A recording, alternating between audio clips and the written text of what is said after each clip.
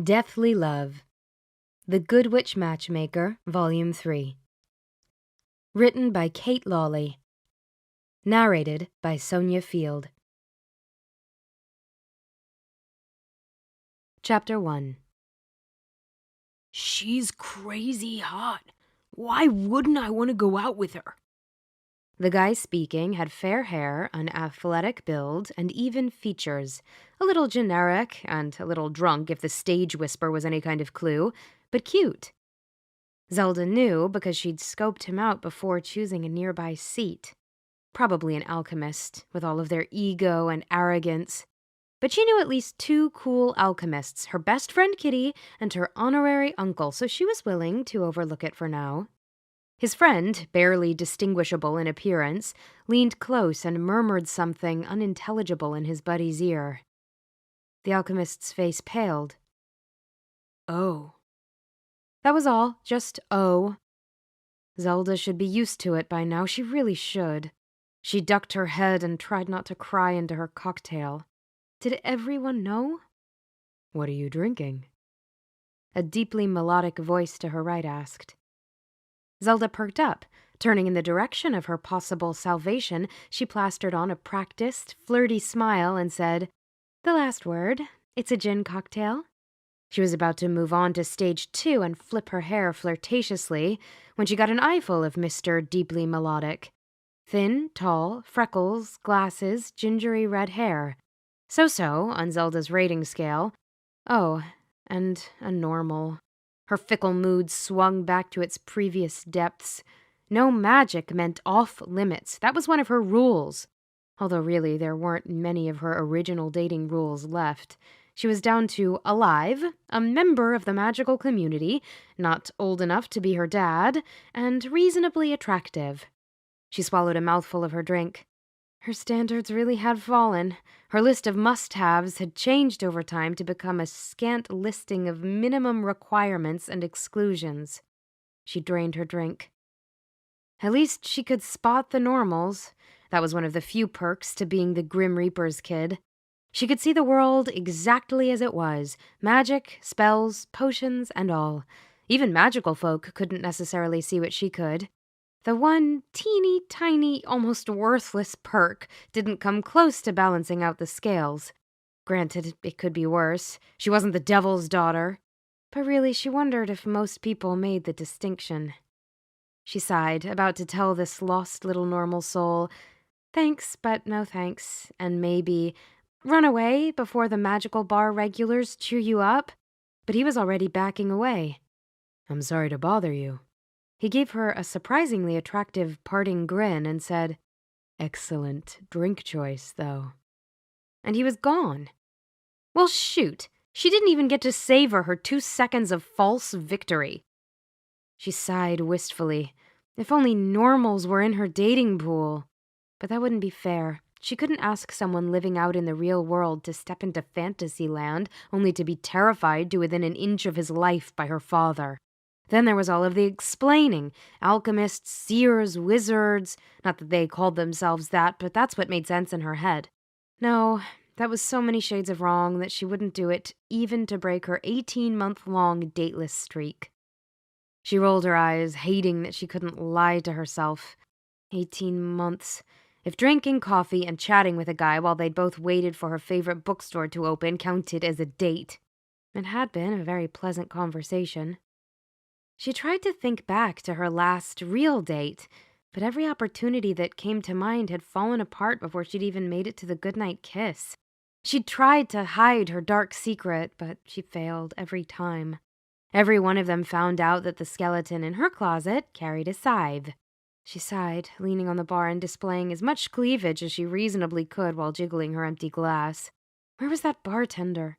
The magic community was tiny. She couldn't blink at a guy without whispered warnings following. She'd obviously finished her drink, and if she leaned any further, she'd fall out of her dress. No tip for this guy. It took the bartender another 2 minutes to make his way over to her, but when he did, he brought a drink ready-made. He deposited the familiar-looking drink in front of her and said, "The guy from earlier said to tell you he was sorry you were having a bad day." Guy from earlier? She took a drink, trying to remember which guy that could be. The one who just ditched her? That was weird. She should probably be worried her drink was poisoned. She gave it a good look, squinted, changed angles. Nope, looked good. Good thing, since she had drunk first and asked questions later. She took another drink. Tasted great, too. She may have all these little cheater tricks to spot magical attacks, being able to see potions, spells, poisons, but no one had actually dared to strike against her father through her. That was why she had the bag of tricks, to protect against magical attacks. Without them, she was as normal as all the other normals wandering around in the world. But either no one held enough of a grudge against her dad to try and hurt her, or they were all too scared of him. Whatever, he was a teddy bear. Mostly. Minus the scythe that ripped a person's soul from their body. Her phone rang, diverting her temporarily from the fact that her dad, nice as he may be, was always going to terrify any guy looking at her with impure thoughts. It was so unfair. She checked the caller ID. Dad. She swiped the ignore button, then tapped a quick message. At a sleazy bar and striking out. So not speaking to you. Seeing you for dinner tomorrow. Her phone beeped with a reply. Excellent. No sex until you're 40, or I'm dead. Love, Dad. Zelda rolled her eyes. At this rate, her dad may get his wish. Which of course reminded her of the last real date she'd had. Sex, prom night. That was a natural progression, surely. She'd been 17, dressed in a gorgeous black strapless, and ready to party. But then her dad had waved around his scythe, turned on the glowy red eyes, and her prom date couldn't get away fast enough. She'd basically been dateless and dodging the whispers about her deranged father ever since. This had to end. She needed a life. Her job was boring, her love life non-existent, and her dad wasn't budging an inch to help. She took another drink, looking for inspiration. If she could just convince him to lighten up. Then inspiration hit. Uncle Bedivere. He wasn't really her uncle, just her dad's really good buddy, but Dad liked and respected him, maybe even enough to consider listening to reason. Grown women dated. It happened.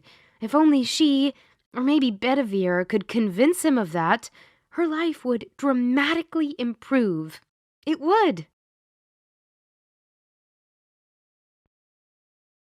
Chapter 2. I have a job for you. Bedivere's voice echoed through Glenda's home. Glenda's body jerked and her heart stuttered. Don't do that! You scared the life out of me! She glared at the mirror hanging in her living room. Apologies, but when you failed to respond, I increased the signal strength. Did you consider I might be seeking a small moment of privacy? She uncurled herself from the sofa where she'd been reading and perched on the edge. You have company? Glenda tried not to smirk. No need for him to know she'd been wrapped up in a good book. What was so urgent? The glass darkened in disapproval. He did not enjoy being ignored. Glenda waited. Speculating on whether he'd show himself in the mirror was a bit juvenile, but she did wonder what it would take to get a visual. Tiny pricks in the surface appeared. A sigh? I have a job for you. Imagine my surprise. You, of all people, have a need for predictive magic. Will wonders never cease? I've never said math doesn't have its uses, simply that it's not always as reliable as you claim. A grumbling noise darkened the glass surface and rippled across it.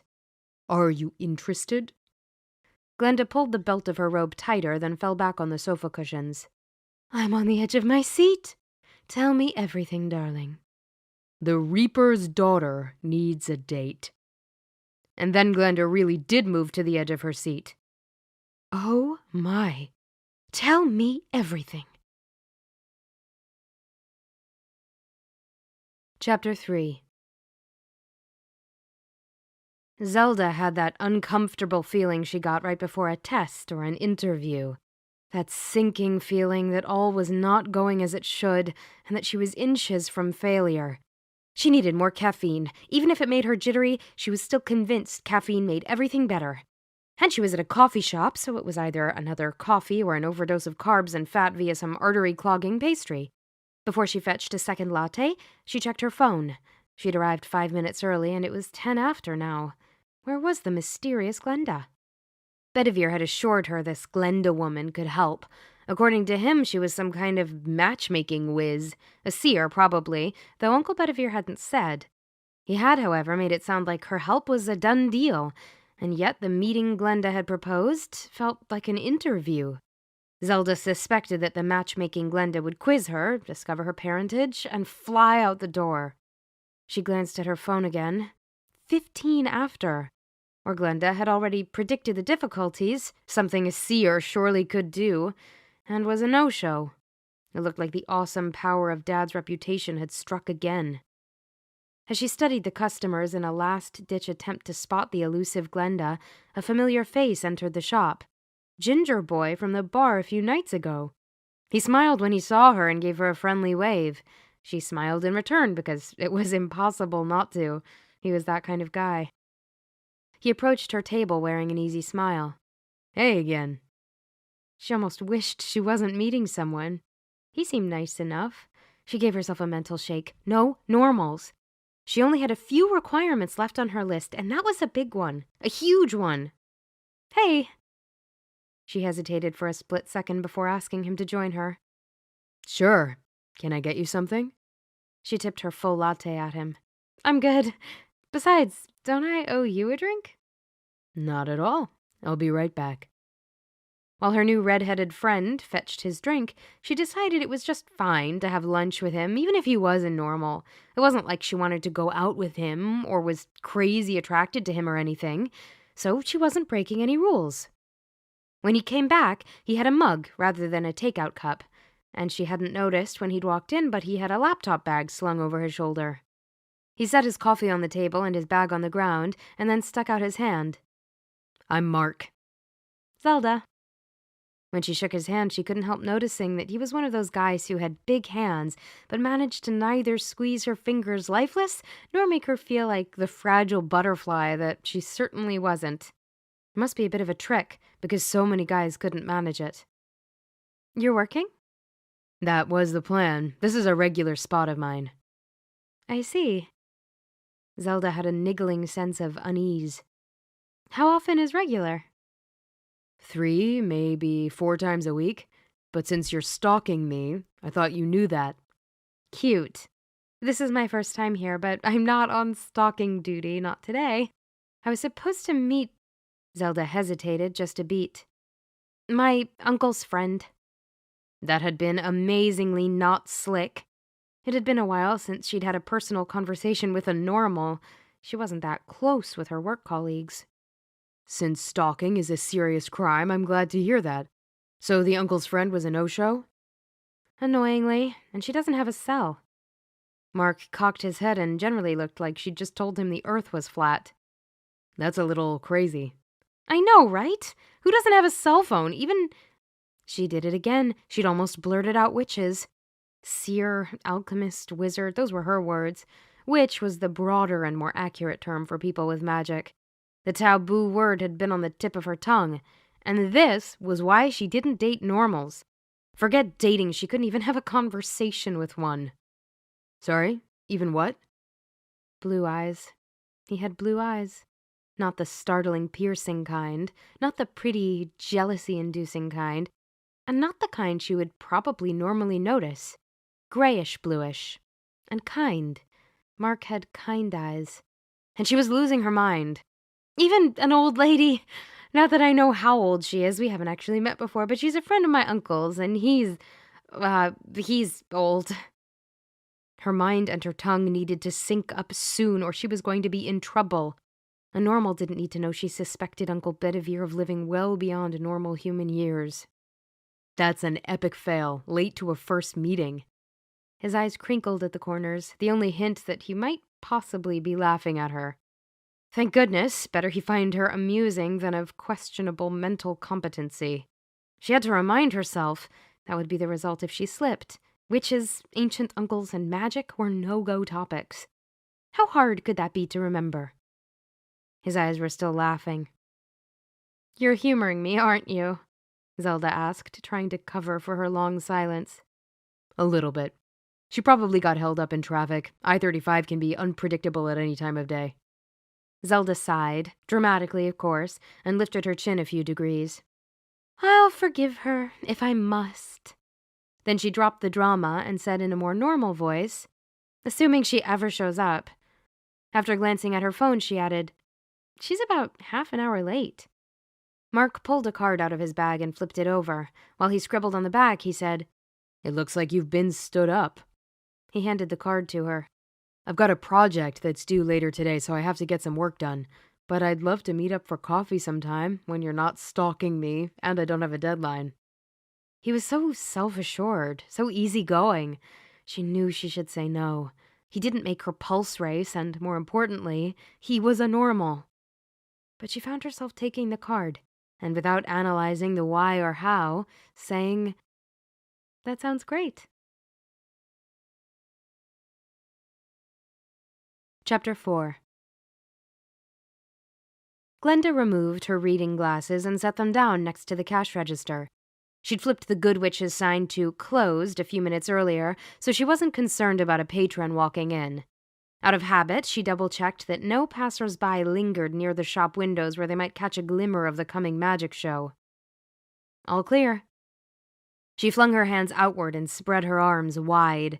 As her hands swept through the air, she pulled forth glowing, tumbling numbers that quickly organized themselves into an elaborate equation. In that brief moment, before the sparkling motion of the numbers slowed and finally stilled, she felt as if she was holding endless possibilities within her grasp. She let the pleasure of it roll through her. She could work math magic without the visuals, but it simply wasn't the same. There was a deep sense of satisfaction that came from seeing the physical representation of her magic, and if she was honest with herself, a clarity that she never seemed to attain without the light show. She settled into the feel of the numbers, and then she let them dance, moving and tweaking, shifting only the smallest bit. She smiled. Glenda swept the air clean, pulling the bright and shining equations back into herself. It wasn't often that she matched a couple who'd already met, but occasionally when the moment, was lost to first impressions, poor timing, or bad luck, Glenda had facilitated a redo. Perhaps it was a little more complicated in Zelda's case, but Glenda truly had done very little. She'd simply provided the girl with a second chance. From what Glenda had seen in that gorgeously complex equation, the second chance meeting she'd manufactured might just do the trick. She picked up her glasses and perched them on her nose again. Of course, a little nudge here, a little push there, would certainly never go amiss. Chapter 5. Zelda finished painting her big left toe and moved on to her right foot. Her bathroom was tiny, but it was the perfect setup for painting her toenails. She could sit on the toilet seat and rest her feet on the edge of the tub. She turned her head toward her cell, propped up next to the sink. I could use a new friend. Uh-huh. Static crackled as her best friend Kitty replied. You're out of the country touring Europe, while you're catching lice in youth hostels and straining your back carrying way too many pairs of shoes. I'm all alone in Austin. Uh-huh. You could at least pretend like you're paying attention. Oh, I am. So you're being judgmental, please. You abandoned me here all alone. Whatever, get a better job. It's not like you enjoy making copies and getting your boss coffee. Find something that pays better and you can come with me next time. Kitty made a quiet chuffing noise, her version of a snarky laugh. Or you could ask your dad to foot the bill. Like he'd ever lift a finger to help me leave the country. He's insanely overprotective. Only because you let him be. But we've had this conversation. You're not quitting your job and you're not standing up to your dad, so you're stuck in Austin. Fill out a few job applications and I might consider feeling sorry for you. Zelda finished her last toenail. So what's your issue with me cultivating a new friendship? No issue. You're just breaking your rules. You don't have guy friends, and he's a normal. The crackling got worse. Hey, I'm hitting a dead zone. Real quick, is this guy hot? That wasn't a straightforward question. He had a certain appeal, sure. Hot? Hot implied physically fit. Hard to say, given the clothes she'd seen him in so far. Not squishy, more lean. Yeah, he looked fit, but that odd color of hair, kind of a gingery red, and the freckles. Zelda suddenly realized the crackling had died. The call had dropped. Wasn't cell service supposed to be great in Europe? She blew on her toes, carefully capped the nail polish, and decided to heck with her rules. She could have a guy as a friend. She should tell him she wasn't interested in anything else. It wasn't fair to lead him on, but otherwise, why not? And he hadn't seemed that interested, not in a romantic sense. She thought back to their first encounter. He'd hit on her, then reconsidered. Who did that? He was definitely not interested, which was perfect, because if they weren't dating, her dad never had to know about him. And if he did find out she had a guy friend, big whoop, because friends meant no sex. No sex meant her dad would be down with him. Probably. At least chances were greatly improved her dad wouldn't out himself with his glowy red eyes. She texted Kitty because no matter what her friend said or how she acted, she'd be curious to know whether Zelda was breaking her rules. In the 5 years they'd known each other, Zelda had never broken her rules. Mark stays as a friend. Zelda tapped send. Less than 30 seconds had passed when she received a reply. Right. Well, Kitty wasn't here. Kitty wasn't all by herself in the same boring old job with the same boring old people. Kitty was out having adventures and fun, so Kitty could stuff it. Later that evening, Zelda sat down to dinner with her dad. I thought Uncle Bedivere was coming. Some problem at work has him tied up. He's locked himself in his office. You mean his castle? Her dad raised an eyebrow. His office castle. He'll be there until he has a solution. Could be a few days, could be more. Didn't you tell me he hid out in the castle for 6 months once? That was an exceptional case. I doubt anything so dire has occupied him this time. He speared a pork chop with his fork. The other thing I don't get is how you can have more work in one day than any 100 reapers could reasonably finish, and yet you always make it home for dinner. But Uncle Bedivere is basically a manager, yet his work consumes him and keeps him penned up at the castle for 6-month stretches. One time. And it was world-ending, evil mastermind, bad stuff, I'm sure. Do you want some of these carrots? I didn't use any parsley this time. He passed the carrots when she eagerly nodded. The truth is that Bedivere's work is his passion. My work is just work. It's meaningful work, but I know when to clock out for the day. Not even 100 reapers could manage the amount of work you do. There's just no way, Zelda said around the bite of pork chop she'd just shoveled into her mouth. Really? With food in your mouth? You're a heathen. He closed his eyes as if the sight of her had put him off his dinner. She knew better, and right on cue, 2 seconds later, he opened his eyes and said, And you know there's magic involved in reaping. Yeah, I figured that one out a while ago, Dad. There's only one reaper to separate the souls from the bodies of the thousands of people who die every day. But as far as I know, there aren't any tortured souls roaming around in rotting zombie bodies. I figured there was a magical advantage. Time manipulation? Cloning yourself? Zelda tried for a casual look. What's the trick? Couldn't tell you when you were 15 and I first took the job, and I can't tell you now. He gave her a gently chiding look. That wasn't even a good effort. Oh, and no, there shouldn't be any zombies. Shouldn't be any zombies? That's comforting. Speaking of shouldn't, you shouldn't keep what you do every day from your only daughter. She smiled as a thought occurred. You're like Santa. You know, all those presents and all those kids in only one night. It's a physical impossibility given the time constraints, but all the little kitties get their gifts. Santa. Her dad seemed to consider the comparison. Sure, maybe I am like Santa.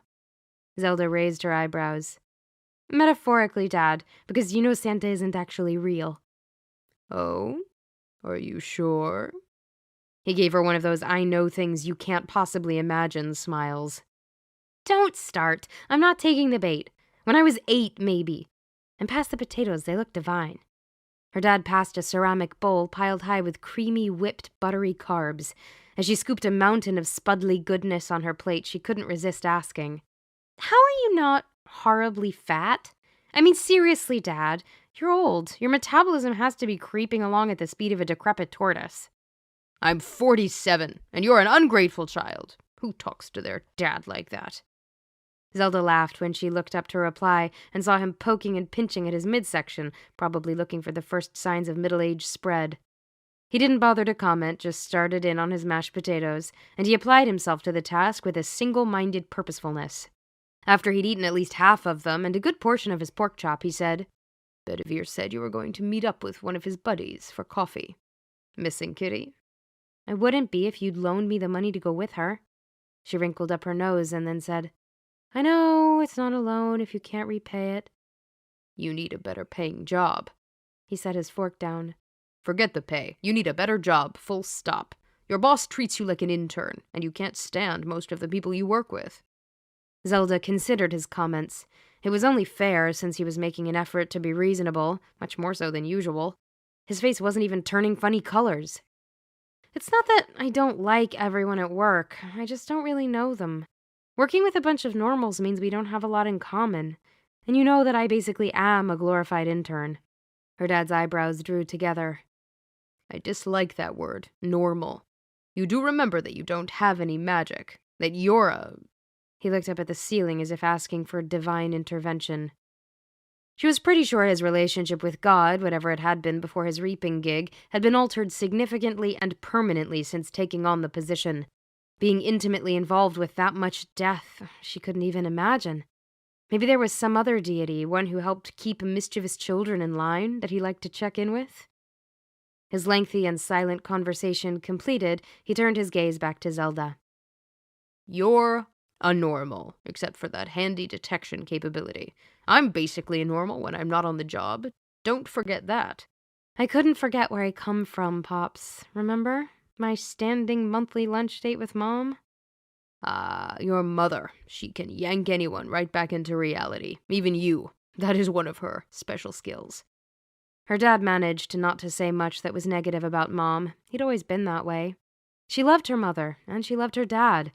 But how two such miserably matched people ever landed together in bed, much less married, she couldn't figure. And neither of them was talking. Zelda gave her dad a critical look. Hair all there, no squishy middle, even if she did like to tease him about it.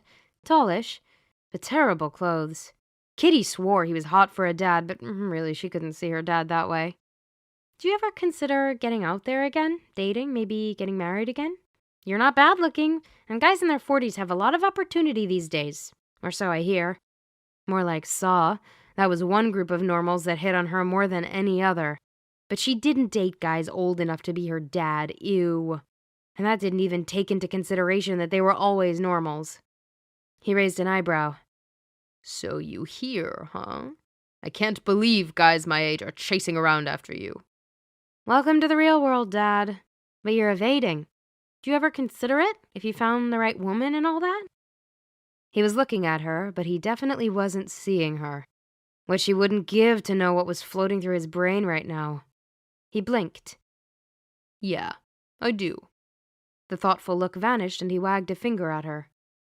"But don't think a woman would divert my attention from my job as your dad."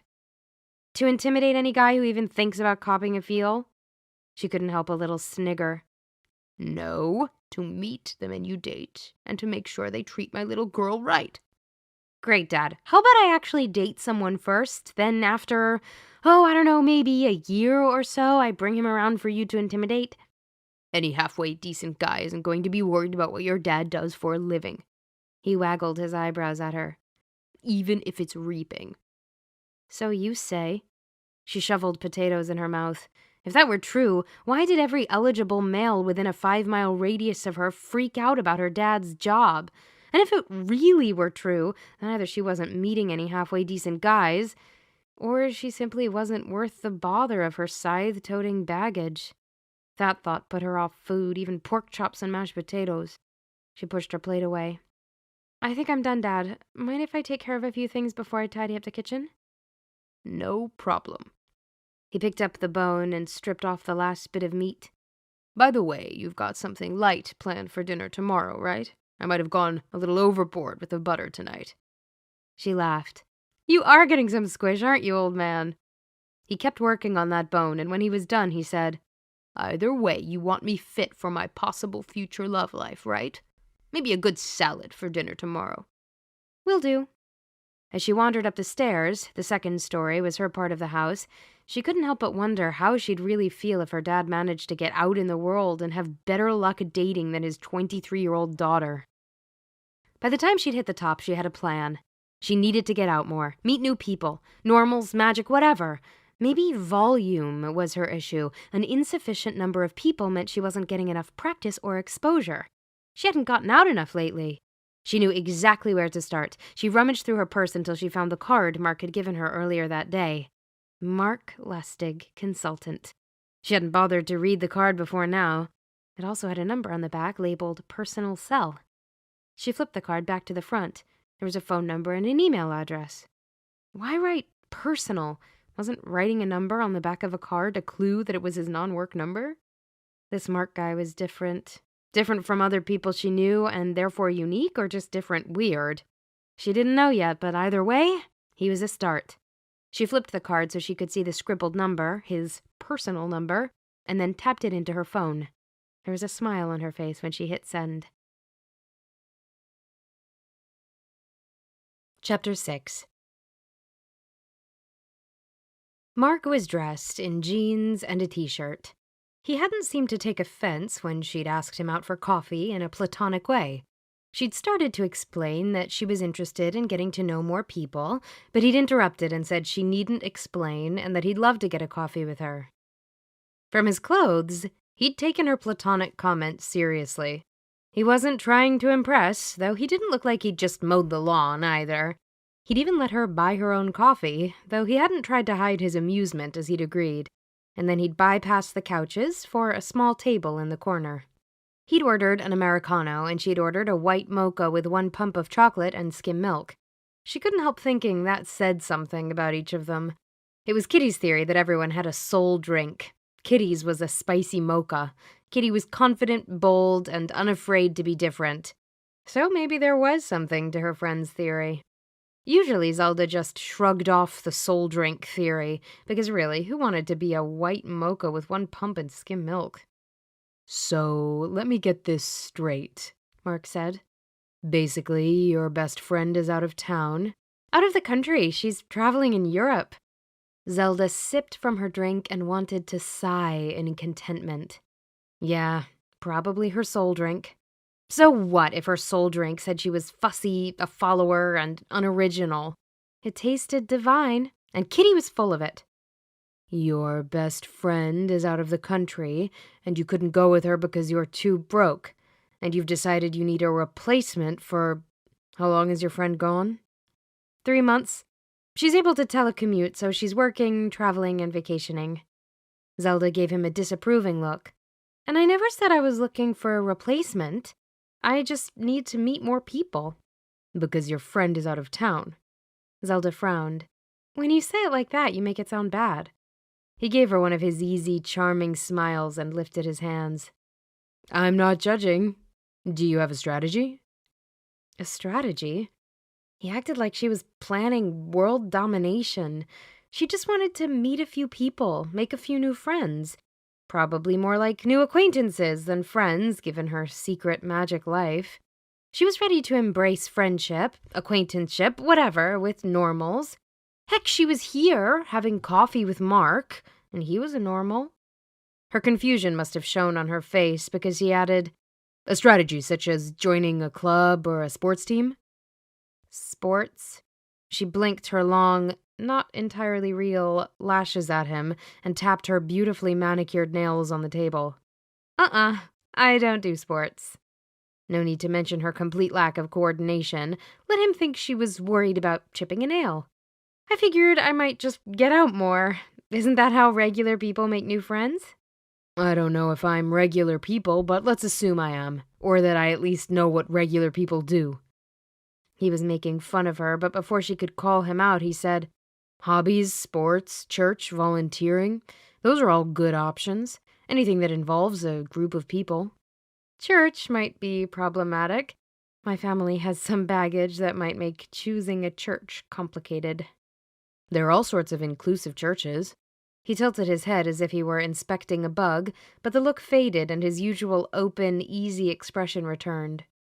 Okay, if that's not a good fit, then what about a new hobby? What, like flower arranging? She meant to mock, but then she had an image of herself surrounded by beautiful blooms. That didn't seem like such a bad idea. Sure, you might meet new people in a flower arranging class, but you might also have better luck if you choose something with a broader base of participants, or maybe something that requires people to interact with each other. That sounded unpleasant. Neither more people nor close proximity to strangers struck her as appealing. Then Zelda realized what that meant. Oh, that's no good. Her lips pinched together, then she said, I think it's possible that I don't like people very much. He raised an eyebrow. Because meeting new people makes you uncomfortable? Maybe, just guessing here, maybe you like people just fine, and it's the uncertainty of the initial meeting you don't like. Or meeting a lot of people you don't know. That can be challenging for perfectly sociable people. You seem pretty sure. Mark leaned back in his chair and gave her an assessing look. Those not-piercing grayish-blue eyes sucked her in. She held his gaze longer than she'd normally find comfortable, unless she was flirting. Eventually he blinked and gave his head a little shake. I met you in a bar. His lips tugged up in a smile, breaking what remained of the tension. A casually upbeat smile appeared. In a bar, openly hitting on men. And you're here with a guy you don't know, plotting ways to replace your temporarily missing friend. She scowled at him. I told you that wasn't... Ugh, never mind. Okay, so I'm bored, and she's having a blast in a dozen different countries. It seemed like a good idea to try to meet a few new people. But you're right. This... She waved her hand at the space between them. Well, this was easy enough. Maybe I don't actually dislike people. That's what I suspect. Of course I am incredibly easy to get along with. A tiny, inelegant snort escaped. This is so bizarre. How did we even get on this whole topic? Zelda thought back to the beginning of their conversation, but she didn't remember making a choice to spill her guts about how lonely she was with her best friend gone. You were clarifying the reason behind your decision to pursue a platonic coffee, and here I am, having not hit on you even once. He didn't grin, but it was like his eyes smiled. And from there we went on to why you wanted to meet people. Right, got it. Well, flower arranging is out. Unless you're really into that, and then you should do it, whether you meet new people there or not. Okay, so flower arranging is out. She gave him a look, one she hoped conveyed the need to stay on topic. No sports, no religion. She sighed. What else have you got? He shrugged. Volunteering? Kill two birds, meet new people, and make awesome things happen. Win-win. That might work. What awesome things do I want to make happen? I don't know, world peace. It's a rhetorical question. You seem like a bright guy. You know what rhetorical means, right? He blinked innocent gray-blue eyes at her. She stared, entranced. You have obscenely long lashes for a man. She hadn't meant to say it, but things she didn't mean to say kept slipping out when she was around him. Thank you. She wasn't sure she'd meant it as a compliment until he'd replied, but it was a very attractive feature, so she supposed she had. She frowned. He didn't hesitate, just accepted the compliment she herself hadn't been sure she'd given him. Mark had a confidence and a kindness that she'd been missing in all but her closest friends for a long time. Sure, humor touched almost everything he did or said, but it was a good-natured humor. She had the feeling Mark liked her, and not in the usual I want to do you right now kind of way. It was nice. Really nice. Weren't you wearing glasses when we met at the club the other day? As her mind had drifted away, Mark must have also checked out for a second because he seemed startled by the question. Right, yes. No contacts, because my eyes were bothering me that night. She nodded. It was Central Texas. Everyone had allergies. Glasses, no glasses, it didn't matter. She was using small talk as a crutch because discussing volunteering, something that had never crossed her mind before, seemed daunting. What was she good at? What did she even like? Who would want her help? You can start small. Huh? You look stressed out, Mark said. It's volunteering, as in voluntary. It's not supposed to be quite that stressful." She made a face at him. Okay, let's say I think that's a good idea. I need some place that's looking for warm bodies. I don't have a lot of skills. He gave her a weird look, then closed his eyes. When he opened them, a self-satisfied smile spread across his face. "Got it. Helping hands build homes. You have to be willing to pound some nails." And if I don't know how? "No problem. They're always looking for volunteers at all levels." He wrapped his hand around his mostly empty Americano. "You can come with me the first time if you're worried about it." Oh, yeah, that would be nice. Cool. How do I sign up? As he showed her the online sign-up process on his phone, Zelda couldn't help but think about how she wouldn't be here if she hadn't bent a few of her rules. Maybe boycotting normals as friends had been a bad idea. There was no reason she couldn't have non-romantic, normal friends. And Mark seemed fine to hang out, get to know her, and skip the romance. Much as she'd like to date again someday, it was nice to think she might be making a new friend. How long had it been since she'd felt like someone wanted to get to know her, just to know more about her? Yeah, she knew exactly when, since about 5 days after her dad had accepted his job as the Reaper when she'd met Kitty. Kitty hadn't known she was the Reaper's kid, and they'd become friends. But then, an amazing thing happened. Kitty met her dad, and didn't run the opposite direction. Now she was labeled from the moment a magical person discovered her name. Making normal friends was back on the table, because this Mark guy was super nice. And she was having fun. Chapter 7. Mark gripped the hammer so it fit more snugly in his hand and then pounded in a nail. Sometimes being an empath sucked. Seriously bit the big one. Learning to tone down extreme emotions so he didn't feel like his brain was about to bleed. No fun at all. Suffering through nightmares during most of his adolescence? Not cool. Experiencing firsthand the doubts and anxieties of every passing stranger until he'd learned to filter and build mental walls? Torturous. Growing up after he'd acquired his gift had been rough. He pounded in another nail, and that last hit when the nail seated well into the wood made an especially satisfying thud. He looked over his shoulder at the curvy brunette who was not his date and couldn't help a grin. She was having a blast. He tried not to pry and avoided most emotions unless people actively projected them, but he didn't need to be empathic to know how much fun she was having. She looked more relaxed, smiled more, and seemed more comfortable in her skin than she'd been before, especially compared to the first time they'd met. She'd been lovely. Her long dark hair, broad smile, and nice figure had mostly hidden a hint of brittle plastic. Like the entire event, sitting at the bar, hitting on men, waiting to be hit on, was an act. She narrowed her eyes in concentration, clearly trying to avoid thwacking her fingers. And after a solid hit, there was that smile, the real one. Not as broad as the flirty smile she'd given him in the bar, but this smile reached her eyes. He pounded another nail into the wall. He was supposed to be working, and if he wasn't careful, he would be going home with swollen fingers or bruised nails. Even with his back to her, he could feel the lightness of her mood.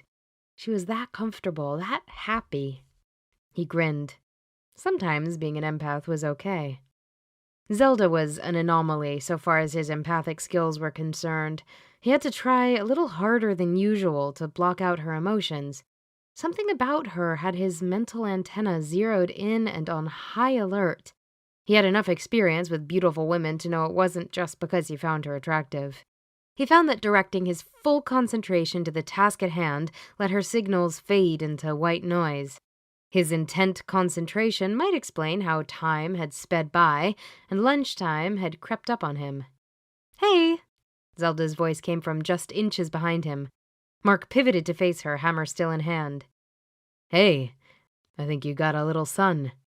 She placed the back of her hand against her cheek. "Yeah, I didn't think about sunscreen or a hat. I'm not usually out in the sun this long." "What?" She shrugged. "It's Central Texas. It's hot. Why would I stay outside in sweltering heat?" "Yeah, no helping hands for you in the summer." He motioned to the area where they would return their gear and started heading that way. They'd signed up for 4 hours, and lunch was the end of their assignment. Zelda trotted to catch up.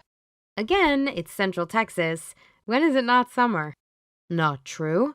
There's at least a month of fall, and some years we have a good 2 or 3 months of spring. She didn't sound convinced. Clearly, Zelda was an air-conditioner-loving summer hermit.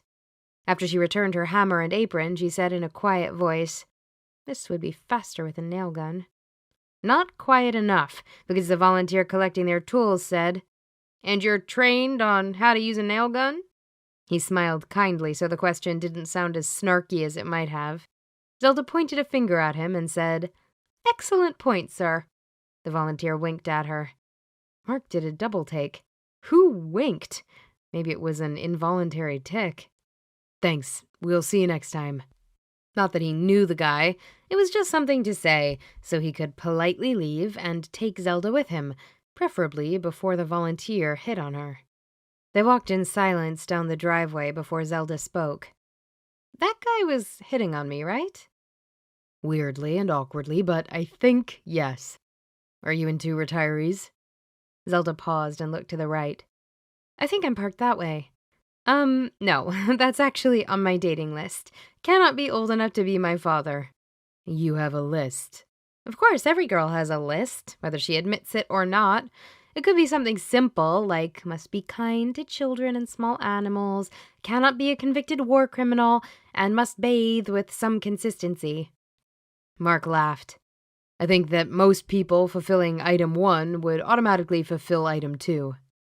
"Not necessarily.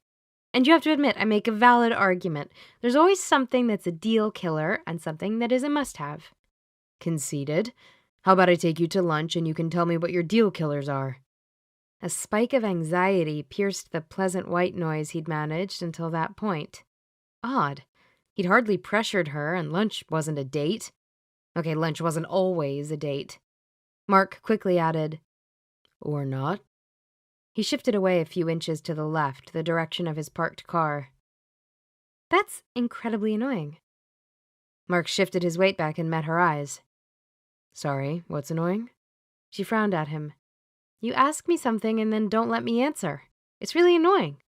"Yeah, sorry about that. I have this weird superpower." Mark would swear she perked up when he said superpower. "I can read body language really well, so sometimes—" He shrugged. "Sometimes you act like you can read people's minds?" She blinked repeatedly as the sun hit her eyes. He shifted to the side so she wasn't blinded, and he realized she'd done something with her eye makeup the night they'd met. Her natural lashes were shorter than he remembered, straight and dark. Prettier, he thought, than the sweeping lashes and heavy eye makeup she'd worn before. "Would you like to grab a bite? I'm happy to drive, and I can drop you back at your car after we're done."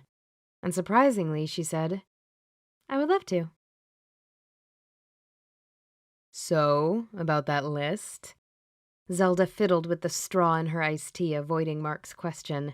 She'd hoped he would forget the whole list thing since they'd made it all the way through lunch without mention of it.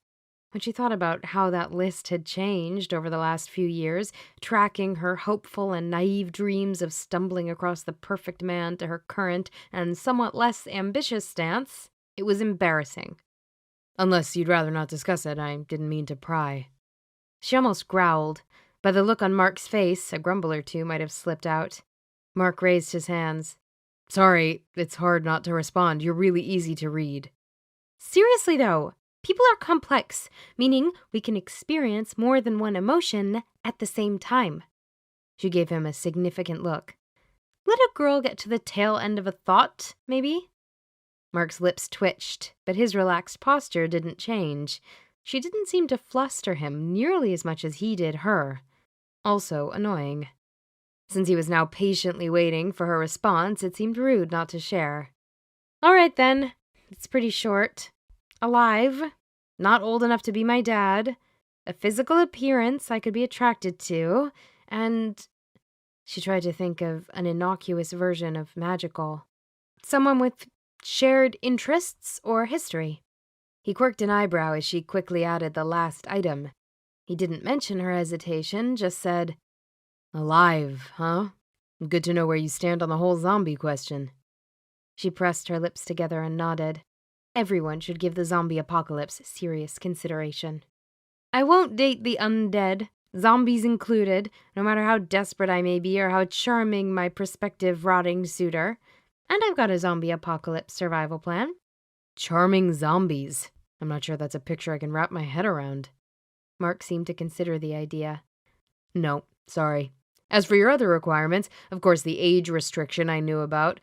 And a girl should be able to kiss her boyfriend without cringing. That's an individually subjective but essential item to every woman's list, I would think.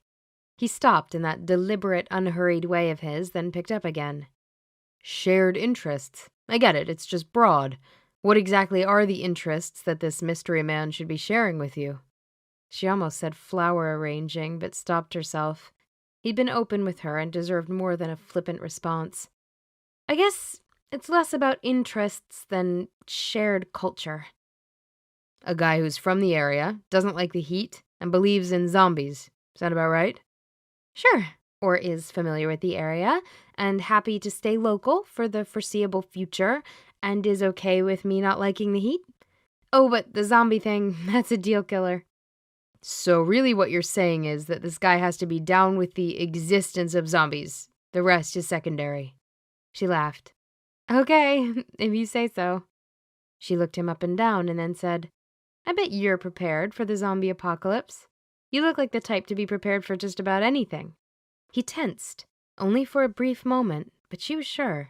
Then he smiled and said, I bet I'd know if it was coming. Part of my superpowers. He smirked, and the moment of uncertainty was washed away as if it had never been. We keep talking about me. You're really good at winding the conversation back around in my direction. What about you? Mark cocked his head. Apparently, she was going to have to pull every bit of information out of him. Weird. Most guys she knew, heck, most people, talked about themselves with little prompting. Fine, she said. You were working when I saw you at the coffee shop. What do you do? Mark assumed an overly dramatic and obviously fake look of hurt. I gave you my business card. Don't tell me you didn't look me up. Are you saying you looked me up?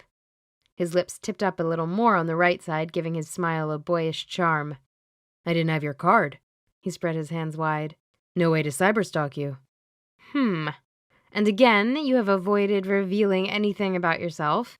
I did read your card, but consultant is pretty broad. What kind of consultant? I help design and implement programs that improve employee-employer relationships. It's a niche thing. He sounded dismissive, but she wouldn't mind having some special knowledge that led to a job she could casually say was a niche thing. It might just be that Mark was a modest soul. Confident and modest, she'd probably look out the window and see flying pigs next. Sounds cool. And I guess you telecommute a lot? When he nodded in agreement, she added, Now that is definitely cool. No telecommuting for you? What is it you do? Underpaid assistant to a guy who thinks I'm an intern, basically. She looked, but he didn't seem to be shooting her covert judgy looks. It's a tough job market, and it's better than being unemployed. Yeah? And here it comes. But, she prompted. But you don't sound like you enjoy it. And it doesn't pay well. Otherwise our newfound friendship would never have happened because you'd be touring the hostels of Europe with your buddy. And your boss sounds like he, or she, lacks role model potential. All in all, I don't see your current position as a long-term plan. So, why not try to find something else? He gave her a small, encouraging smile. The best time to look is supposed to be when you're already employed and not starving. My boss is definitely a guy. She fiddled with her straw again, stalling now that the one easy question was out of the way. He wasn't saying anything her dad and Kitty didn't periodically bring up. The difference was, she didn't feel pressured or harassed like she did when they mentioned it. So she thought about what he'd said, and fiddled with her straw, and thought, and fiddled. Finally she said, Okay, I think that last bit is wrong. I think maybe I would have to be starving, metaphorically, to get up the courage to face the inevitable rejection. The job market is actually tough, and there's this inertia going on. I get up, I go to work, I know what to expect. That's hard to break, even if my expectations of what's going to happen aren't all that great. She tried not to scowl when she looked up from her glass of tea. Talking about this stuff was hard, but that wasn't his fault. That's cool. Now you have a place to start from. I don't get it. What do you mean? You know that you're staying because you fear change, and that you'll probably have to quit before you start up a serious job hunt or move to your next endeavor. Zelda blinked. Maybe she'd been in the sun too long because she still didn't get it. She flagged down the waitress. Can I switch to water? After the waitress had left, she said, Move to my next endeavor. It's like your mouth moves. But we're not speaking the same language. Ha ha. Seriously, you don't have to work for someone else. You can freelance.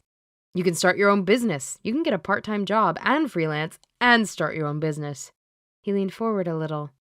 You can do whatever you want. She looked at him like he was a crazy man, because he was a crazy man. And bills? Rent? Food? Gas? Insurance?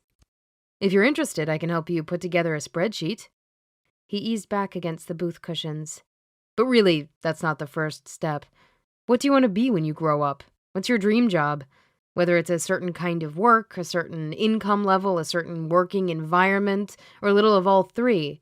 Those are questions I'd be thinking about now. The possibilities. His eyes had lit up like a boy in a candy store. I don't think I find the possibilities quite as exciting as you do. She winced. Why did she always feel so inferior when she had these conversations? Well, no rush. You have a job and you're not starving, metaphorically or otherwise. Just let the idea of something else, of the possibilities, sit in the back of your brain for a while. You might surprise yourself.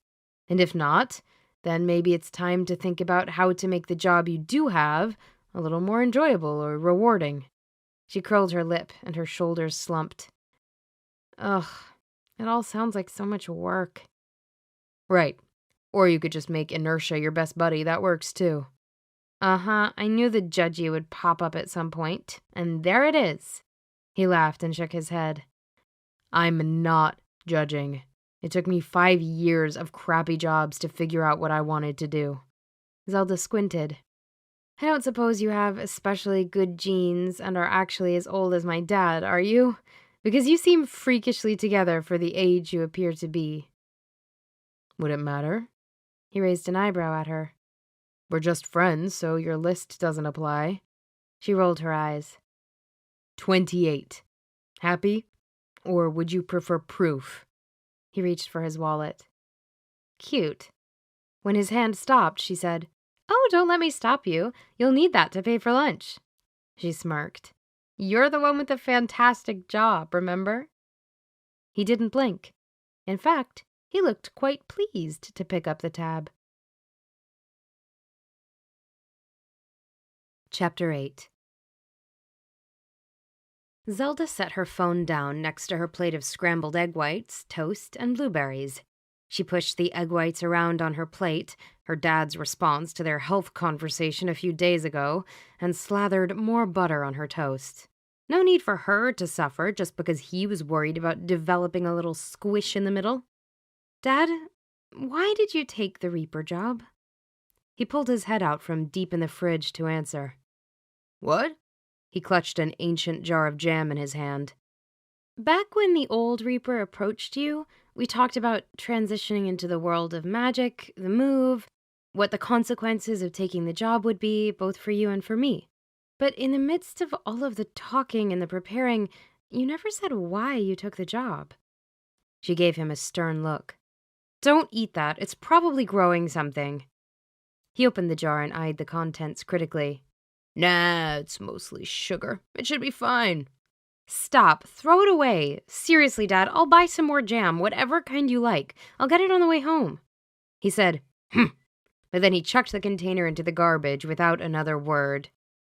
She'd been played. Maybe grab some of that fancy mustard I like so much while you're there. And we're almost out of eggs and milk. Oh, she had totally been played. Yep.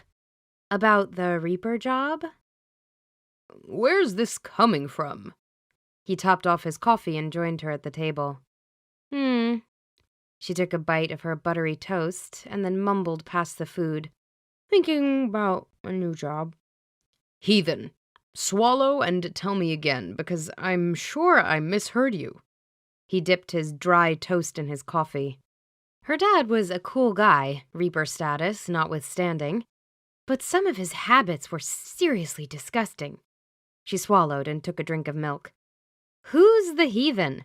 That toast coffee thing is nasty. You're not getting any action if you do that in public." He tore off another piece of toast and dunked it. With the soggy bit of bread gripped between two fingers, he said, "Sorry, what was that you were saying before?" She sighed.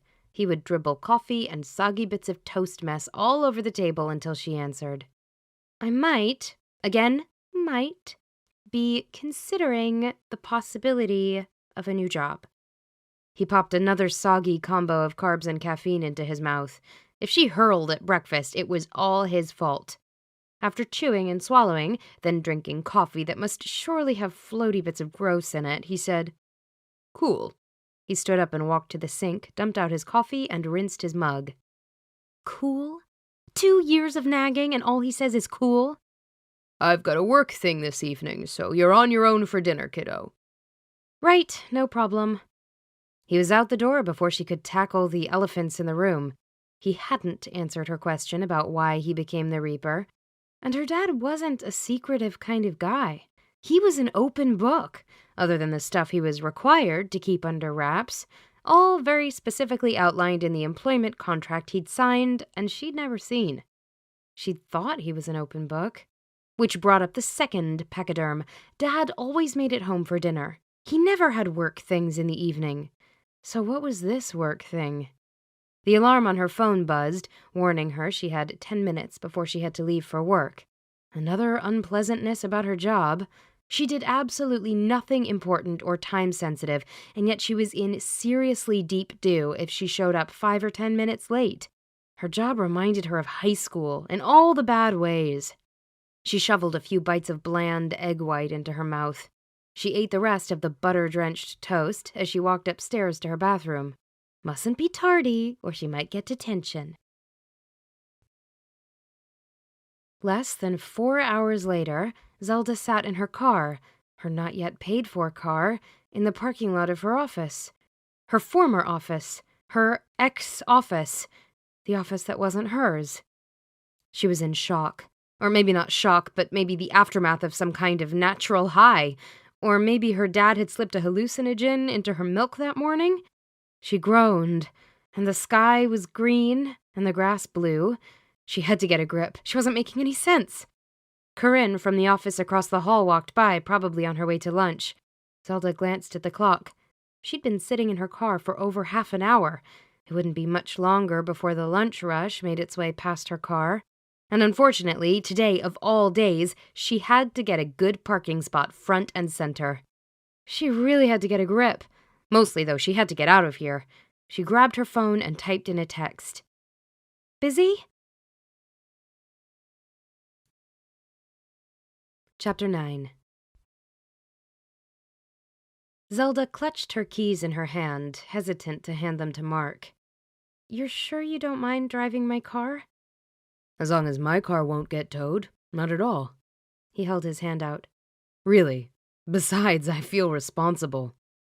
Zelda snorted. After they'd both climbed into the car, she said, "This was no one's fault but mine. Oh no, here it is. The lunch crowd's coming." She sank lower into her seat, as if that would hide her from curious eyes. It had to be all over the office by now, and curiosity had to be raging. She'd guess her termination was about on par with the time the old office manager's 2 ex-girlfriends came looking for him at work together. The women had been colorful in their language, dress, and accusations. And Randy hadn't lasted the day. "So how about Mexican and a margarita?" Mark didn't linger. He'd already adjusted his seat and rearview mirror and was pulling out of the parking space. She loved a decisive guy. At least she did, as of 30 seconds ago. "Mexican is great." She tipped her chin down and to the side so her hair covered her face. "It's clear we're about 3 streets away from your office." Zelda sat up and tucked her hair behind her ears. "Okay. Super embarrassing, and the hiding doesn't help. Everyone knows what car I drive. The office isn't that big." "You going to tell me what happened?" Given our recent conversation about your job, I feel I may have influenced you." "Well, if you did, it was only to get me to grow a spine." Zelda glanced at him and noticed his shoulders were a little tense. He'd lost some of the ease that he normally exuded. "Really, it's definitely all good. I told off my boss." Mark stopped at a light and turned to look at her, his surprise evident. "That I wouldn't have predicted. I thought you were stuck in the land of inertia." "Nope, not only am I not stuck, I exited with undue speed." Zelda laughed. The further from the office they drove, the easier she could breathe. Each mile was that much closer to a better future. Hopefully. Was there yelling? "Nope." Profanity? "Nope." Physical violence? "Nope." Well, look at you. Well done. Zelda giggled, possibly with a tinge of hysteria. Or maybe it was euphoria. "I'll take that compliment, kind sir." They lapsed into a much more comfortable silence. She'd shaken some of the embarrassment, and he'd relaxed. It was almost like having Kitty home again. As Mark opened the door for Zelda, he hoped there wasn't a wait. He had an appointment with a client mid-afternoon, and he didn't want to feel rushed over lunch. Even though he had a busy afternoon ahead, he was glad for the opportunity to spend more time with Zelda. He had fun when they were together, and he knew she could use a friend. She'd said as much on their first platonic coffee date. But more than that, he truly knew what it was like to be alone, to be different, to want more, or in his case less, but not know how to start or where to go. He could feel those things in her, an echo of himself not so long ago. The hostess asked how many people were in their party. Mark pulled himself back to the present. 2. A booth? He looked at Zelda for confirmation, and she nodded. Once they were seated and the hostess had gone, Zelda said, "I quit with brutal—" Her eyes widened. "I mean brutal honesty. I was also very specific." Mark wasn't getting a panicked vibe from her. That was good. It looked like she truly had kicked inertia in the butt. Brutal honesty could go a number of ways. Given your earlier... He couldn't find the right word. Panic? Distress? Hysteria. It's okay, you can say it. He shrugged. That seems a little harsh. You seemed unsettled, but not even close to hysterical. Tell my shaking hands that. I truly didn't think I was safe to drive, hence my text to you. Anyway, I told my boss he wasn't qualified for my job, let alone his. Then followed up that zinger with something along the lines of, "And stop eyeballing every woman in the office under the age of 40 because we're not interested. Really, really not interested." And then I got my second wind and told him he should pick out his wife's birthday presents and anniversary gifts himself, even if he had terrible taste, and that everyone in the office knew he stole food from the employee's fridge. And before he could lose his bananas, I told him I quit, and that if I wasn't a lady, I told him exactly where he could shove his demeaning underpaid job. She blinked. I mean, I'm summarizing, but that's the gist. Wow. I knew you had some resentment. That was clear when we talked yesterday, but that's... He shook his head. A little crazy sprang to mind, but clearly not an appropriate response. And he was proud of her, so telling her she had acted like a nut didn't seem the best way to convey that. A heaping, overflowing roomful of resentment. Yeah. She stretched to sit up tall and peered over his shoulder. Yum, I love the chips here. They make them fresh, so they show up at the table hot. Mark glanced over his shoulder to find their waiter approaching with chips and salsa. Once the waiter had left, they dug into the chips. After they'd both eaten a few, Zelda gave him a weird look and asked, "You don't dip your toast in coffee, do you?" He shook his head. Sounds disgusting. Right? Only a crazy person would do that. How about someone with unique tastes? So, what about the rest of the story? Mark figured the coffee question was a deflection. That's pretty much it. I left, went to my office, and typed a one-sentence resignation letter. I was collecting my stuff when security showed up at my office door. I honestly have no clue if they walk out all ex-employees or if Rob, the underachieving wonder boss, had reported me as unstable or a security risk of some kind. Either way, it was unnerving. Those guys are off-duty cops, and they carry very large, very scary guns. She wrinkled up her nose and tipped her head to the side. HR sent Ted, and we're actually pretty friendly. But still, being escorted out of the building by a guy with a gun is freaky, even if the guy is a peach. Is that what had you so freaked out? Oh gosh, no, Ted is a really nice guy, big gun and all. No, I got to the car and realized I didn't have a job. Mark tried to get a read, but was coming up blank. Now she gets better about not projecting her emotions. Quitting your job does tend to have that effect. Don't be silly. I'm saying that it hit me. I had no job. I didn't have to get up in the morning and drag myself to a place I didn't like, only then to work with people I didn't particularly care for, doing things I didn't find remotely interesting or rewarding. All good news in my book. Right, because you have a job you like. I have no aspirations, no dreams, and certainly no plans. And I never really worried about that before because I had a job with regular income and that was enough. That is what flipped me out. I realized I have no job, no career, and no plan for one.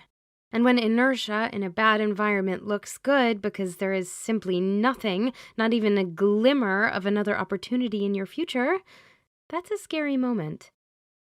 Fair enough. But like most problems, there's a solution.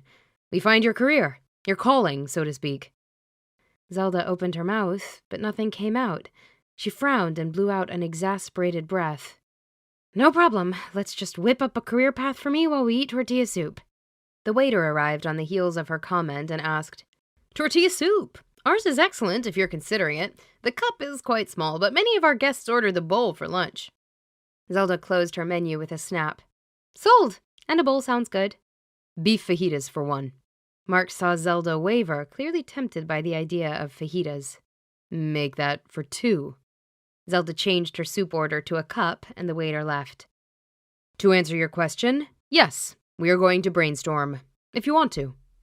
He tacked on a qualifier as soon as he realized she might see his offer as pushing and not helping. Mark didn't want to pressure her. She already felt pressured by the situation and probably by her family and friends. And he knew what that felt like. Zelda settled back against the booth cushions, stared at a point just over his right shoulder, and after a few seconds said, "Yep." Lifting her hand to flag their server, she added, "But that calls for a margarita." After she'd ordered the Mexican martini recommended by their server, she pulled out a fancy compact spiral notebook with thick pages and a cute cover. Money first, because that's very much on my brain. Mark watched her start an outline. Her handwriting was surprisingly small and neat, almost masculine. He would have expected more of a flair. Right. Do you have debt to maintain? Student loans, credit cards? And what are your other fixed monthly expenses? I don't need the amounts, just make notes. She shrugged. Nothing unusual. I have rent, a car payment, and insurance. The rest... Her lips twisted and her eyebrows pinched together. Entertainment, clothes, savings... I'll have to cut down. No student loans? That's awesome. I'll be chipping away at mine for another 5 years or so. I had a full-ride scholarship. Zelda rolled her eyes. It's this weird thing I got through my dad's work. Don't get me wrong, I'm thrilled to have no student debt. It's just that it wasn't like a regular scholarship where I had to apply and won because I had fabulous grades. No debt and you live with your dad. Remind me again how you couldn't afford to travel to Europe with your friend? Hey, I told you I pay rent. We moved into a bigger place 2 years ago, and that wouldn't have happened without my contribution. She chugged about half the martini glass. He picked up the icy shaker of martini and topped off her drink. You're gonna need a nap after this. That's the plan. She tapped her pen on her notebook for emphasis. Europe? She put the martini glass down without taking a drink. Right, why Europe didn't work out. I have savings, of course. Of course. He tried not to laugh. He'd had about $20 in the bank after paying his bills every month when he was 23. He used to scrounge change from under the sofa cushions to buy Taco Bell on the last day or 2 of the month. But I only had enough emergency cash for 2 months' rent and a plane ticket to London. She gave him a sad puppy dog look. One way. She might be a little bit tipsy. On the upside, it sounds like you probably have 6 to 8 weeks of living expense money to get you through to the next job. She snorted. You're not supposed to spend emergency rent money, silly. It's for emergencies. Then she blinked, frowned, and said, "Oh, yeah, I guess being unemployed counts." Thankfully, the fajitas and tortilla soup arrived because there was no longer any doubt she was definitely tipsy. Once the table was cleared, Zelda picked up her notebook and reviewed the notes she'd made. 4 weeks to find a job that minimally covers basic expenses, or I'll go off my food bonkers worrying about paying rent. Giving yourself an ulcer in the process, Mark said. He was finally getting it. Actually, that wasn't fair. He'd understood from the very beginning that she was weirdly anxious about change and the idea of a career versus a job. He was simply so different, so confident and assured of his place in the grand scheme of things that she couldn't imagine he really understood. And yet he kept proving he did. I don't know how you were so carefree about giving up regular income to start consulting. Zelda shook her head and returned her attention to the list.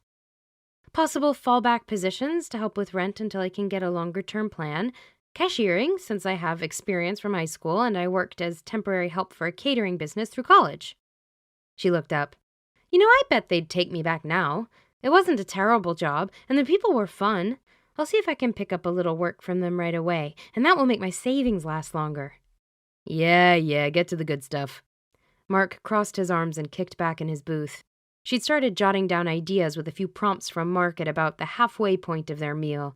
Probably about the same time she'd gotten enough food in her stomach to slow down the effects of the scrumptious Mexican martini she'd guzzled. He'd shot off several helpful questions, and she'd written her answers down in her notepad, so he hadn't actually seen her list. All right already. I'm just saying the idea that I might not run out of money before I can blink is comforting, even though rationally I know I won't. Anyway, here we go, moving to the long-term stuff. Would I rather work with people or mostly by myself? With people. My last office had a rotten working environment and the company had terrible corporate culture, but I've liked the service jobs I've had in the past, and those were nothing but people and more people. Okay, that's a great start. You can work for yourself and have clients, or you can work in an office or retail space. Not wanting to be a hermit like me keeps your options pretty open. You're a hermit? Zelda studied him. His freckles gave him a fresh, friendly look that was enhanced by the calm he always seemed to exude. You're always so comfortable in your own skin. I can't imagine you being uncomfortable with people. If you'd asked, I'd have said you were a people person. He shifted in his seat. Maybe I'm just an introvert with an appropriate level of social skills. She frowned at him. No, it's more than that. Wow, she must still be feeling the effects of that drink. Pushy to the point of rude wasn't usually her thing, except maybe with her dad, but that didn't count. Hey, sorry, it's none of my business. He rubbed his jaw and got a faraway look, then his face cleared and he caught her gaze again. Do you want the truth? It wasn't a rhetorical question. He waited patiently for her to tell him yes or no, and that meant he was considering sharing a piece of deeply personal information, or what he planned to tell her would change how she saw him. Maybe both. She thought carefully, because a serious question deserved a thoughtful response. She didn't want to lose his friendship, but she couldn't imagine he was a serial killer, unkind to children or small animals, or was hiding any other friendship-killing secrets. He just wasn't the type. Yep, go ahead. He didn't immediately speak. In fact, was he embarrassed? The lighting wasn't great, but she'd swear he was blushing. She tilted her head and gave him a confused smile. It can't be that bad. She widened her eyes. Or are we talking Greek tragedy epic story bad? He closed his eyes and pinched the bridge of his nose. No. He opened his eyes, looked at her, and said, So, I'm an empath. He winced, then added, I can't read minds or anything like that. Actually, most of the time it's all just a bunch of white noise, except when people yell. I didn't know people could yell with their emotions. She frowned when a troubling thought occurred. Do I yell a lot? Mark laughed. Deep, loud, and rolling, the sound was surprising and contagious. He had a great laugh. She grinned back at him and chuckled a little. She couldn't help herself, but she hadn't a clue what he found so entertaining. He laughed again. He rubbed his eyes and swallowed one last chuckle. You're amazing.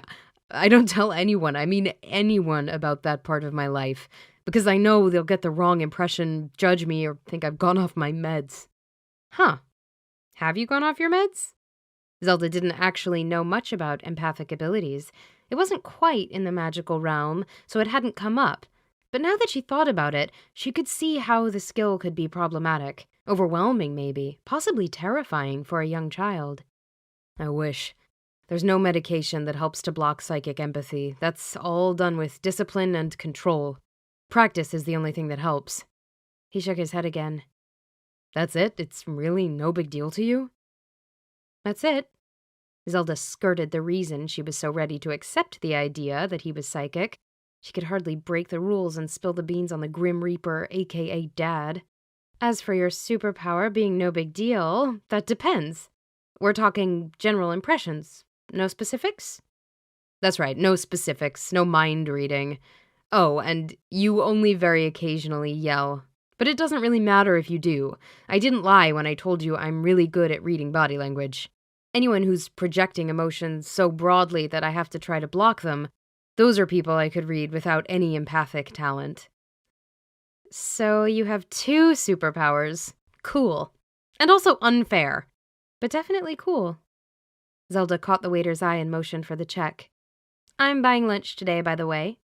Says the unemployed woman. I don't think so.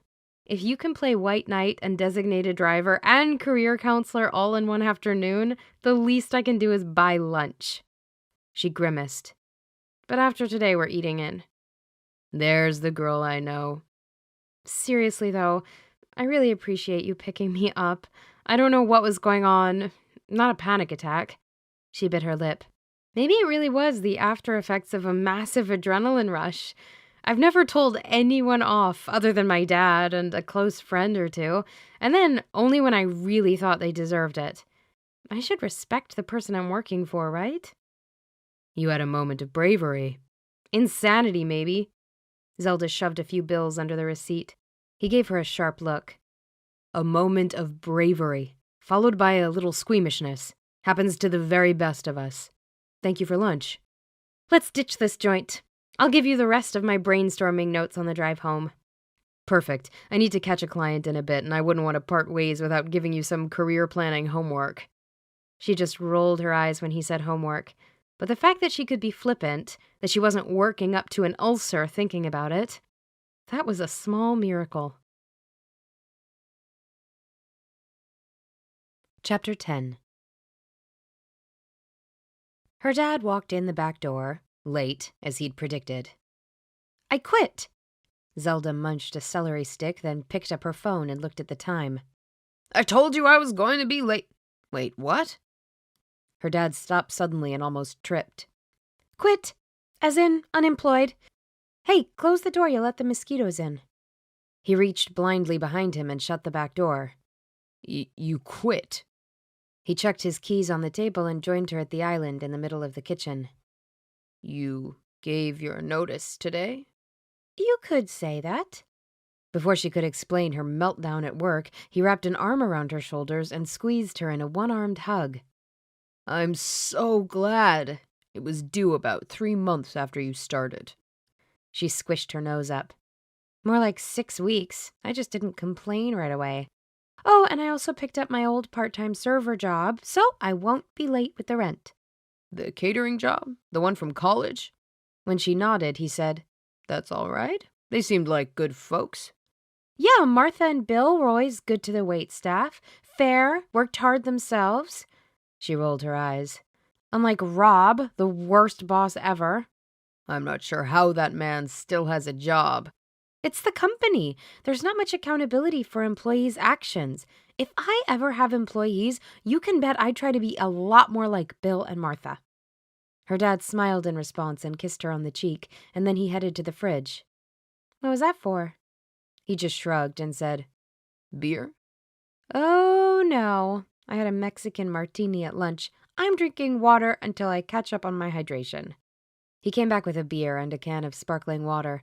He handed her the water, and then sat down in one of the bar stools across the island. She hadn't noticed before, but he looked really tired. His eyes were a little red and puffy, and he had that droopy look he got when he wasn't sleeping well or was trying to do too much. She remembered him looking like that a lot right before he'd taken this job. "Are you okay, Dad?" He looked her in the eye, and a smile blossomed on his face, spreading until it reached his eyes and made those little crinkles in the corners that he swore weren't crow's feet. "Great. I promise." You'd think a guy who reaped souls for a living might be good at lying.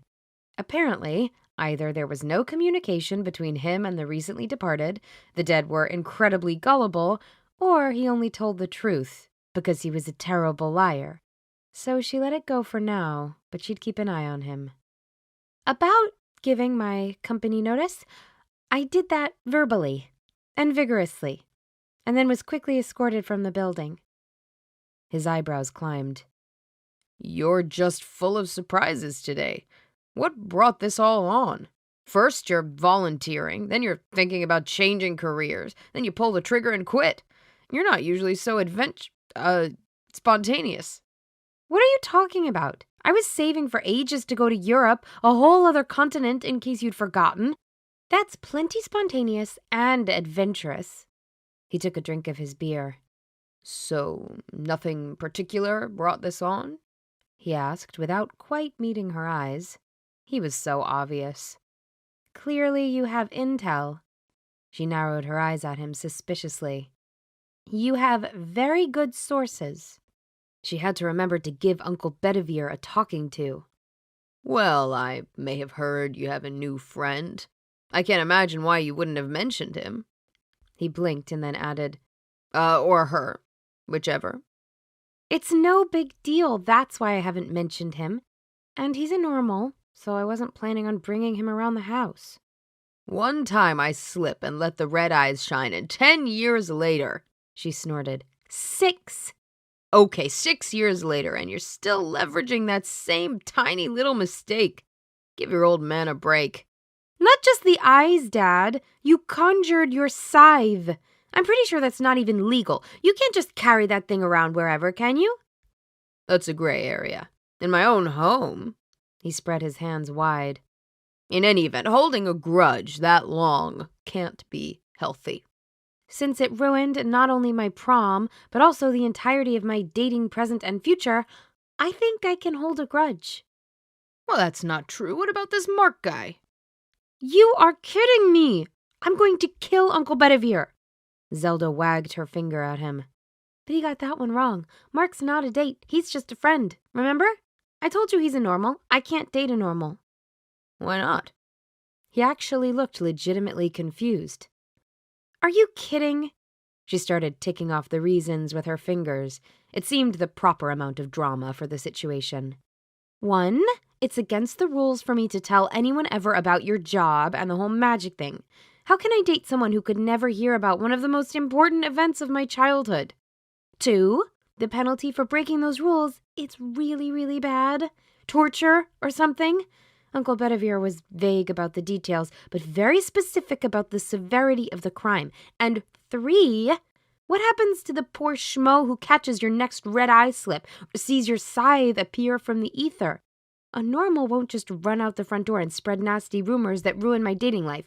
Nope, we're talking mental meltdown, questioning reality, and all sorts of other possibilities for which I refuse to be responsible. "Are you done?" She had to think about it. Breaking the rules, nasty punishment, driving hypothetical boyfriends insane. Yep, all done. "I'm not so sure about that rule. If you're that concerned about it, you might double-check with Bedivere. As for the other, you'll have to trust me. You're older. I hope you have better taste in men, and I've got a good deal more control these days." I'm pretty sure it's a solid rule. I need to chat with Uncle Bedivere about how the details of my life have come to his attention and why he's sharing them. So I'll definitely be checking in with him.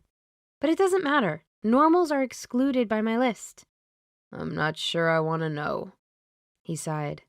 "What list?" You know, my must-have, more like can't-be list. It's a dating thing. Don't worry about it. "What's on the list?" "Nope." He took a swig of beer. "Nope. Don't tell me. I'll just have nightmares." Exactly. But I bet you do want to hear about my long-term job plan. You mean your career plan? She shuddered. Don't even say the word. You'll ruin my happy future buzz. Her dad just looked at her like she'd lost a marble or three. That word means being locked in, making permanent decisions. It's so final. She stared at her dad. Mark gets it. My bad. Your long-term job plan. I made a list of part-time jobs that sound fun. I'm going to try out one at a time until I either cross out the entire list or I find something that will keep me from starving and not wither my soul into a little dried pea. Yeah, souls don't look like that. Zelda chucked a piece of celery at him.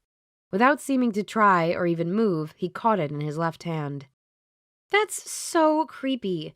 I thought we agreed no weird Reaper superpowers in the house. He raised his eyebrows.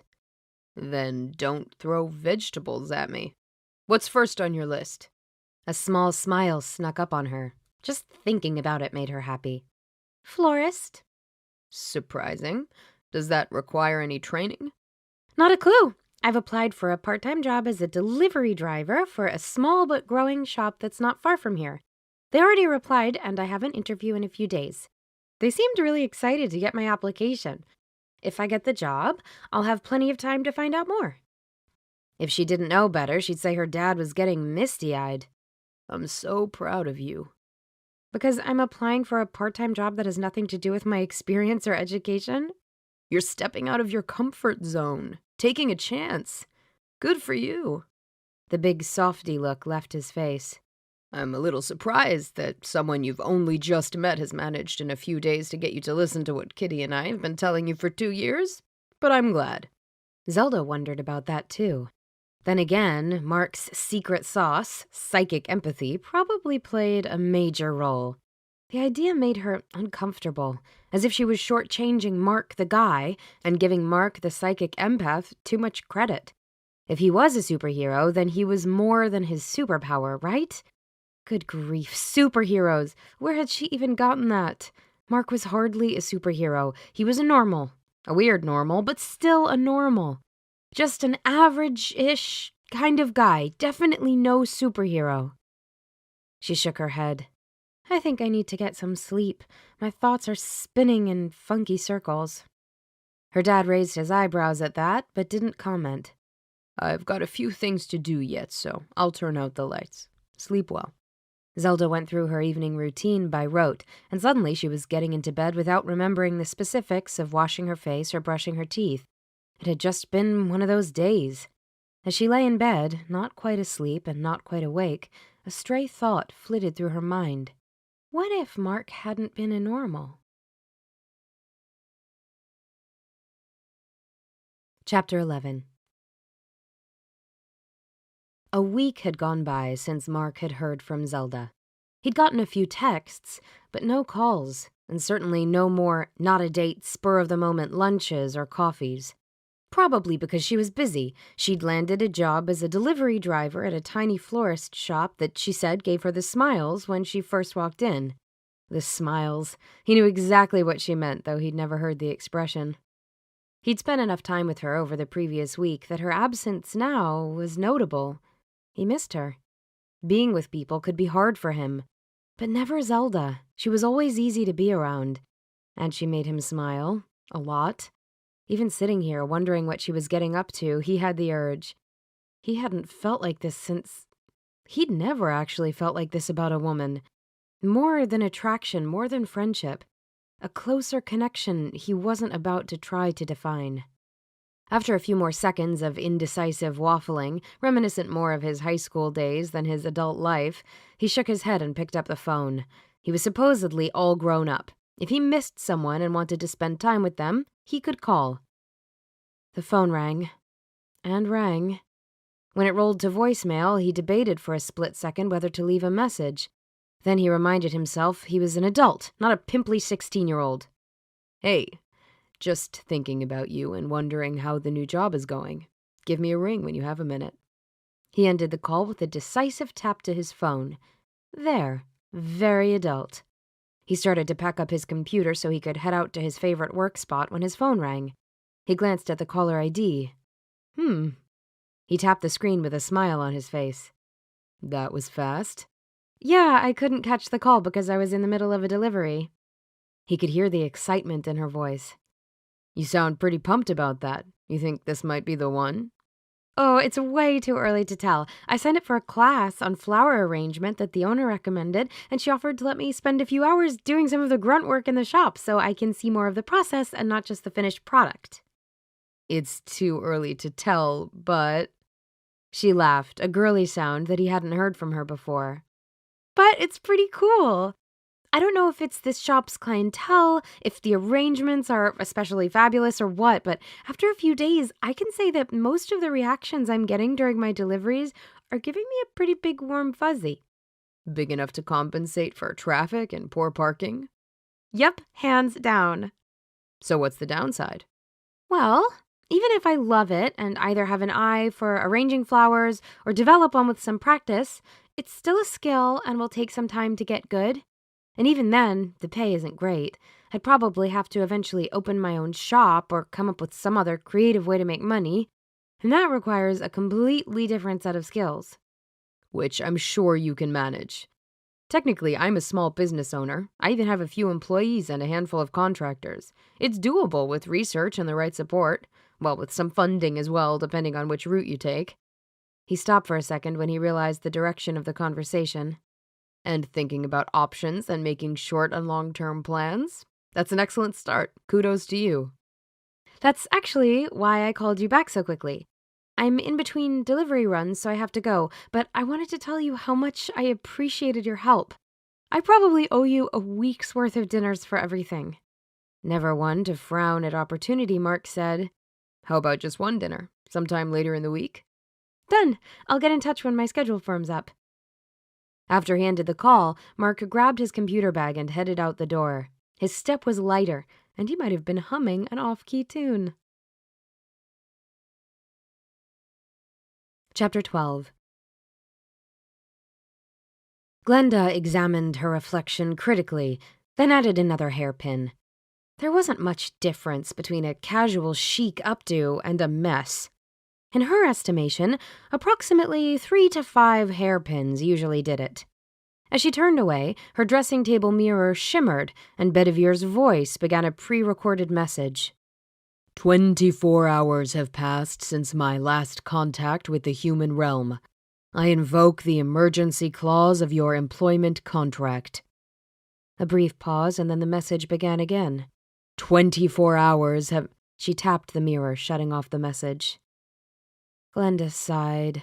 The last time she'd received the message, Bedivere had been hopping realms with some undisclosed, non-human love interest, and time had gotten away from him. The time before that had been a technical glitch. She walked into the hall, where her only phone was located, and dialed his voicemail number. As she scribbled down messages, she thought of about 10 different ways she would make him pay for this. She wasn't a secretary. And then she heard a message from Zelda, and another, and another. That's when she began to worry. If Reaper business was at the crux of Bedivere's disappearance, she doubted her aid would be sufficient. Quickly, she wiped all of the messages and recorded a new greeting. As soon as she finished the greeting, she hung up and dialed his cell. If he was taking calls from anyone, he would take hers. She never called him on his cell phone. Why would she? The mirror was superior in all ways. The call rolled to voicemail and she hung up. Oh, Bedivere, what trouble has found you?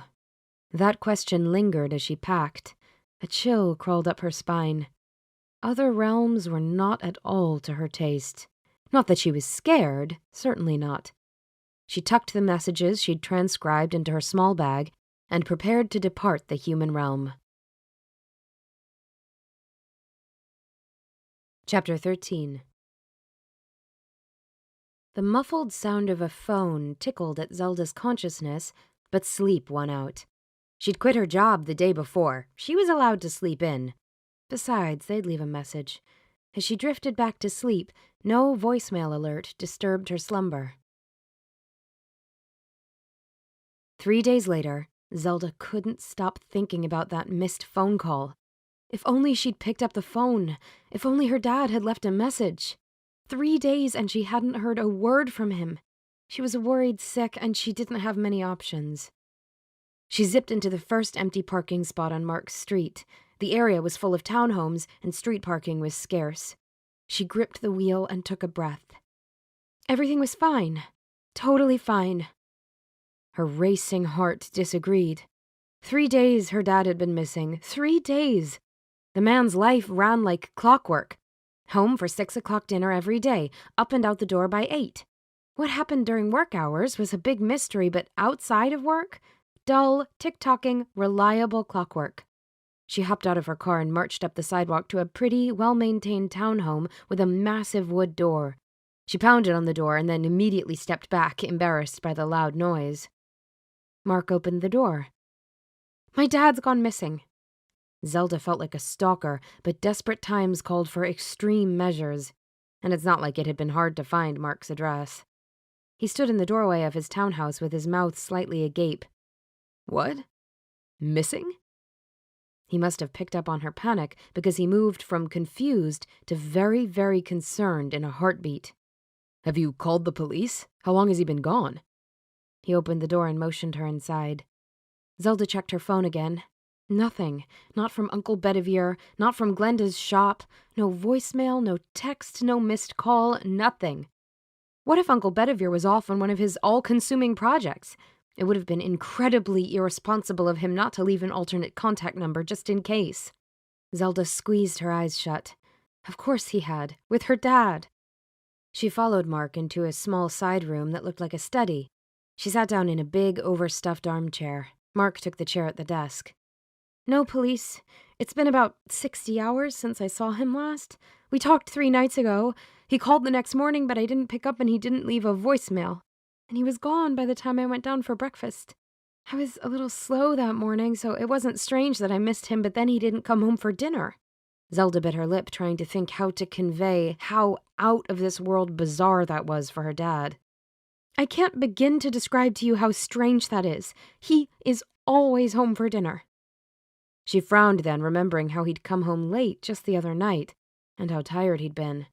"Almost always, but it really is strange.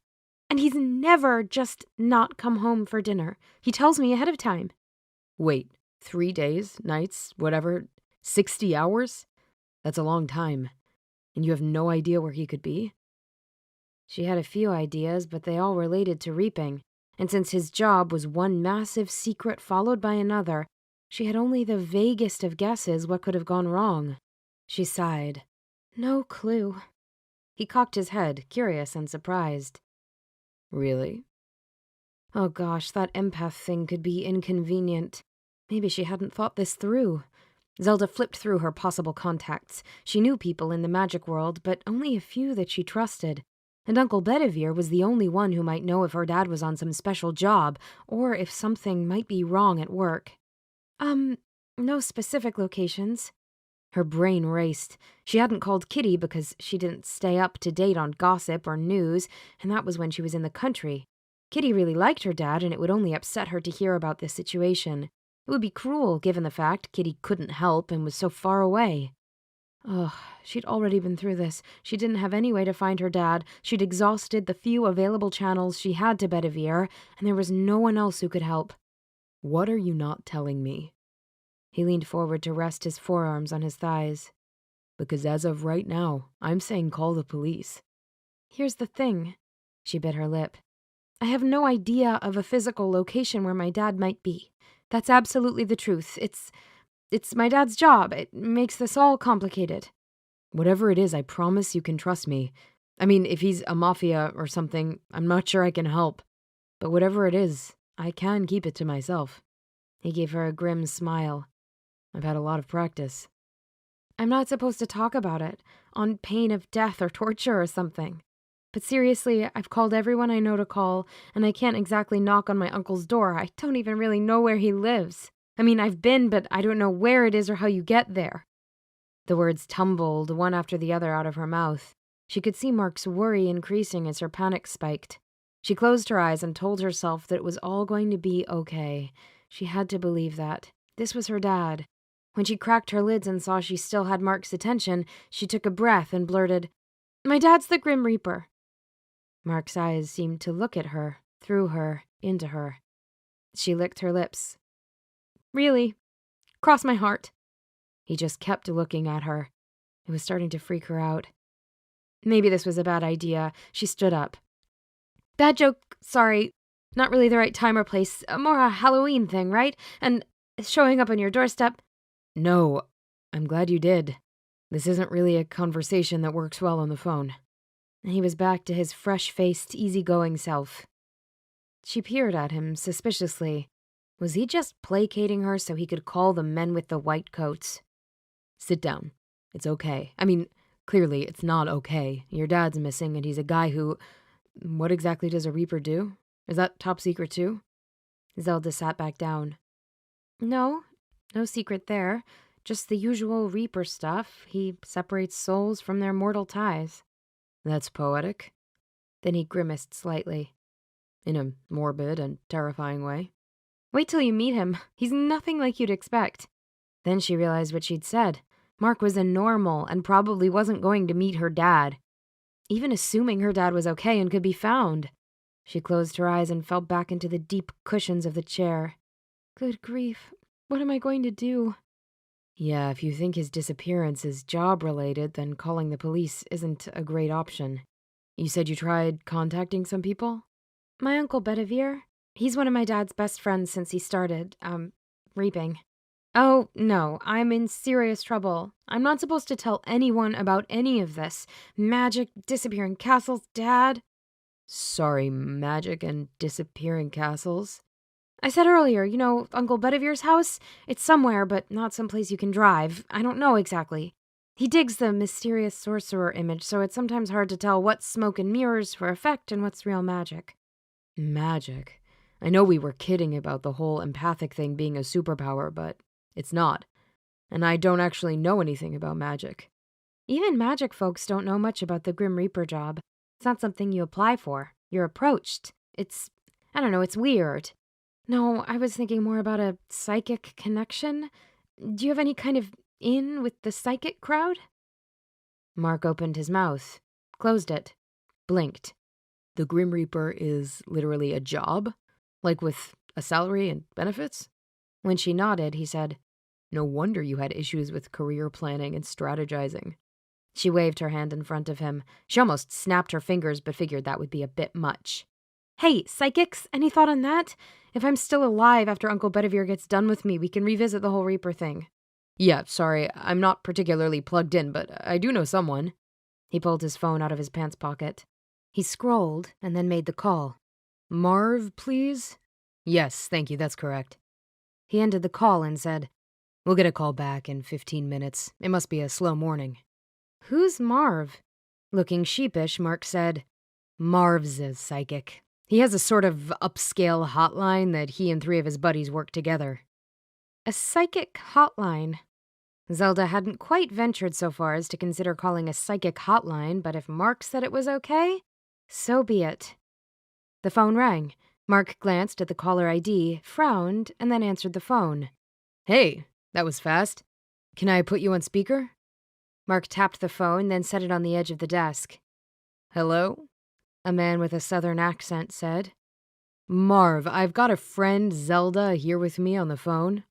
Hi, Zelda said. She had an odd urge to wave. Zelda, Mark, I had the sense you might be contacting me concerning a pressing matter. Oh, not a psychic sense. Mark doesn't call often. Yeah, sorry about that, Marv. We need to get together next time I'm out in Chicago.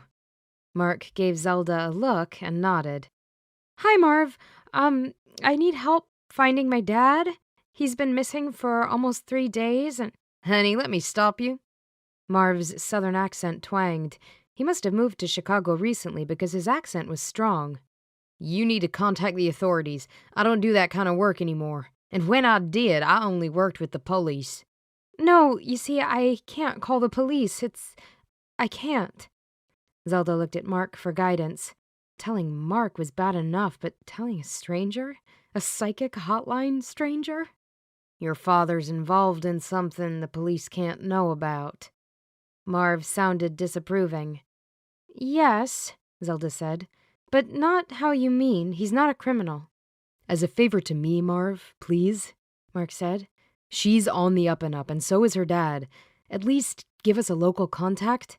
I know you can't do this kind of work long distance, so if you know of someone reliable who practices psychometry locally, or another option for pinpointing his location, I'd be really grateful.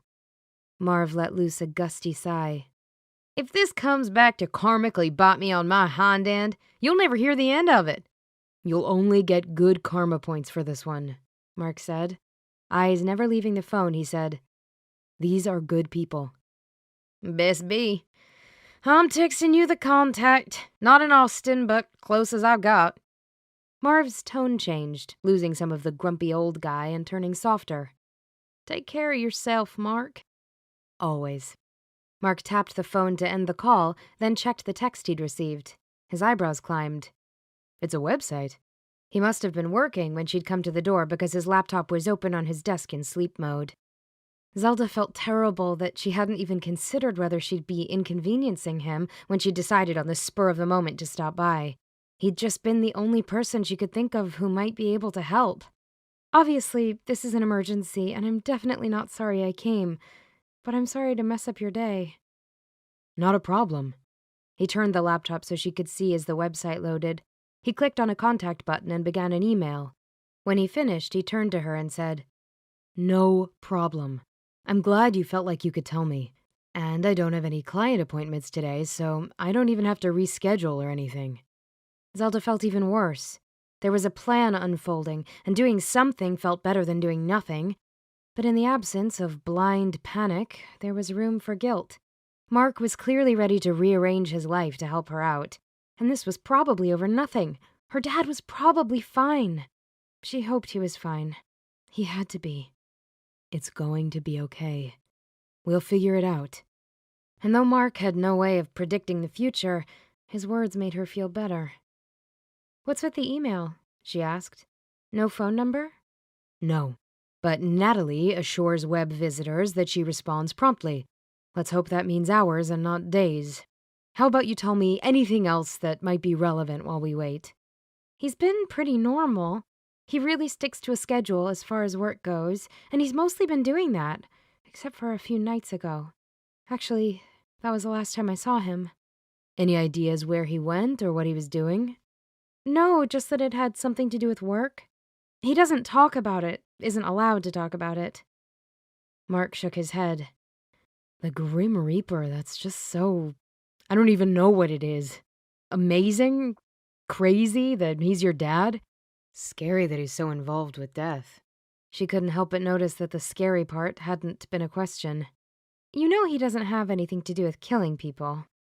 Not that it mattered, but Zelda felt compelled to set the record straight. Then she remembered that odd conversation she'd had with her dad recently. I asked him recently why he took the job. He wouldn't say. I don't know what they said to convince him, but it must have been big. It wasn't an easy change for either of us to make. Does he have any colleagues besides your uncle? Zelda shook her head, but that reminded her that she hadn't called Uncle Bedivere in at least 30 minutes. She'd been trying to catch him for the last 24 hours. This time, when she called, the phone rang briefly and then was picked up. Oh, thank goodness! But it took her a split second to realize it was a recording, a different recording from before. Hi, this is Zelda Parker, Devlin Parker's daughter and a friend of Bedivere's. It's urgent that Bedivere contact me as soon as possible. There's an emergency. He needs to contact me right away. She left her number and hung up. Mark gave her an inquisitive look. I was calling Uncle Bedivere. I've been getting his voicemail. I left a few messages, but his box has been full the last few times I called. She sank back into the armchair. This was weird. Like an answering service, but with a strange message. The caller you are trying to reach has been unavailable for 24 hours. In case of emergency, leave your name and contact information, something like that. How would a service know he'd been away for 24 hours? And if Uncle Bedivere set up the service himself, he must have gotten his messages. Why isn't he calling me back? Maybe he's with your dad, and they're taking care of some unexpected business. Either way, he'd call if he could, I'm sure. Mark gave her a critical look. Did you eat breakfast this morning? That had been the last thing on her mind. No, just forgot. Let's head into the kitchen and I'll make you some brunch. How does that sound? He must have seen her hesitation because he added, We can't do much until Natalie emails us back. Come on. He reached out a hand. He was right, and now that she thought about it, she was a little queasy, probably from hunger. She took his hand and let him pull her off the sofa. He immediately let go, but in that moment, with his hand wrapped around hers, she exhaled. Not physically, but emotionally. They'd sort this out. Her dad was going to be fine. He was. Mark's disembodied voice asked, How do you feel about granola? He popped his head out of what had to be a huge walk-in pantry. It's great. I get it from one of the stalls at the farmer's market, and I've got some fresh fruit. Add some milk, and it's pretty much a meal. Perfect. She inched her way a little deeper into his kitchen. She felt like she'd invaded his home. Not that he'd said or done anything to make her feel that way. No, it was just the fact of having shown up on his doorstep uninvited. He puttered around the kitchen, gathering up a bowl and spoon, milk from the fridge, and blueberries. I don't actually cook much from scratch, but I do keep the kitchen stocked. Go ahead and have a seat. I'll bring everything over. She sat down at the small breakfast table.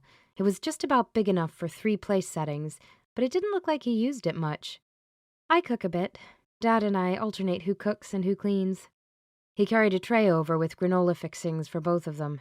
After they'd both prepared their brunch, though it was closer to lunch in reality, they ate in silence for several minutes. When they were about halfway through the meal, Mark asked, Does your dad, being a reaper, have something to do with you not having a ton of friends? When she raised her eyebrows at his question, he clarified. Well, clearly you're capable of meeting people and making friends. Is the reaper thing why you haven't? Well, my dad and I are close. She tried not to think where her dad might be right now. She gave herself a good mental shake. Anyway, between my dad and Kitty, being busy with work and partying like a rock star, there just wasn't that much time. And I didn't really see the need. But also, yes, that was part of it. Kitty never seemed to care who my dad was, and it doesn't hurt that my dad adores her. Other magical people, however, tend to be wary of both my dad and me. And as for normals, people without magic, it's hard to be friends with someone who can't understand or even know about one of the most important events of my childhood. Mark cocked his head. There's a catch to the Reaper gig. When a candidate accepts the Reaper position, almost all of their ties to their former life are severed. Close friends and family remember you. My mom, for example, still knows she has a daughter, but for everyone else, he just disappears from memory. And since I decided to go with him, I disappeared too. That's magic. She wiggled her fingers as if casting a spell. Most of my old friends and acquaintances have no memory of me. Wow, that's huge. You must have resented your dad for making that choice. Weirdly, I never did. Or if I did, it wasn't for long. Once he took the job, he was a different man. He was always so tired before, and sad. She blinked, misty-eyed as she remembered that time. Yeah, he was really sad back then. But it all changed when he took the job. She shrugged. Then she remembered Uncle Bedivere. Oh, I'm so dead. I'm spilling all the beans. I'm probably getting my toenails plucked or something. There are extenuating circumstances. She sighed softly. Yeah. Mark's phone vibrated. After checking his email, he said, This is it. Marv gave her a heads up that we'd be contacting her. She says we have to come to her, but she'll fit us in whenever we arrive. She practices psychometry, so she needs an object of your dad's, preferably something he wore close to his skin for a while or of some sentimental value. Zelda was having a hard time catching her breath. Putting their plan into action made his disappearance real and immediate. She blew out a breath. I checked. His wallet and watch are gone. I think I know where his wedding ring is, but there's not much sentimental value there, and it's been a while since he's worn it close to his skin. Oh, I've got it! His high school ring. He loves that ring. I know exactly where it is. He's been meaning to get it resized. It's in the kitchen. Mark was already toting their dishes to the sink. As he grabbed his car keys, wallet, and cell, he said, I'll drive. Yeah, that's probably smart. I don't exactly remember all of the drive here this morning. Mark gave her a worried look. That's not okay. I'm definitely driving. Chapter 14. It took Mark and Zelda 15 minutes to retrieve her dad's ring from exactly where she'd remembered. Then another 45 to get to San Marcos, the town where Natalie lived. When they arrived, Zelda was surprised to find they'd landed in a small, cute neighborhood full of mature trees and quirky houses that had morphed over the years to look nothing like one another. They parked on a quiet cul-de-sac, but there was a bustling coffee shop within easy walking distance. Not what I expected. Mark's voice startled her. She'd been so wrapped up in the surroundings and maybe still overwhelmed by worry that she hadn't even seen him get out of the car. Yeah, me neither. Although she wasn't sure that she had expected anything in particular. She clutched the ring tight in her hand. All right, let's go. They walked up the path to Natalie's front door together. She was about to knock, but Mark beat her to it. When Natalie opened the door, Zelda got another surprise.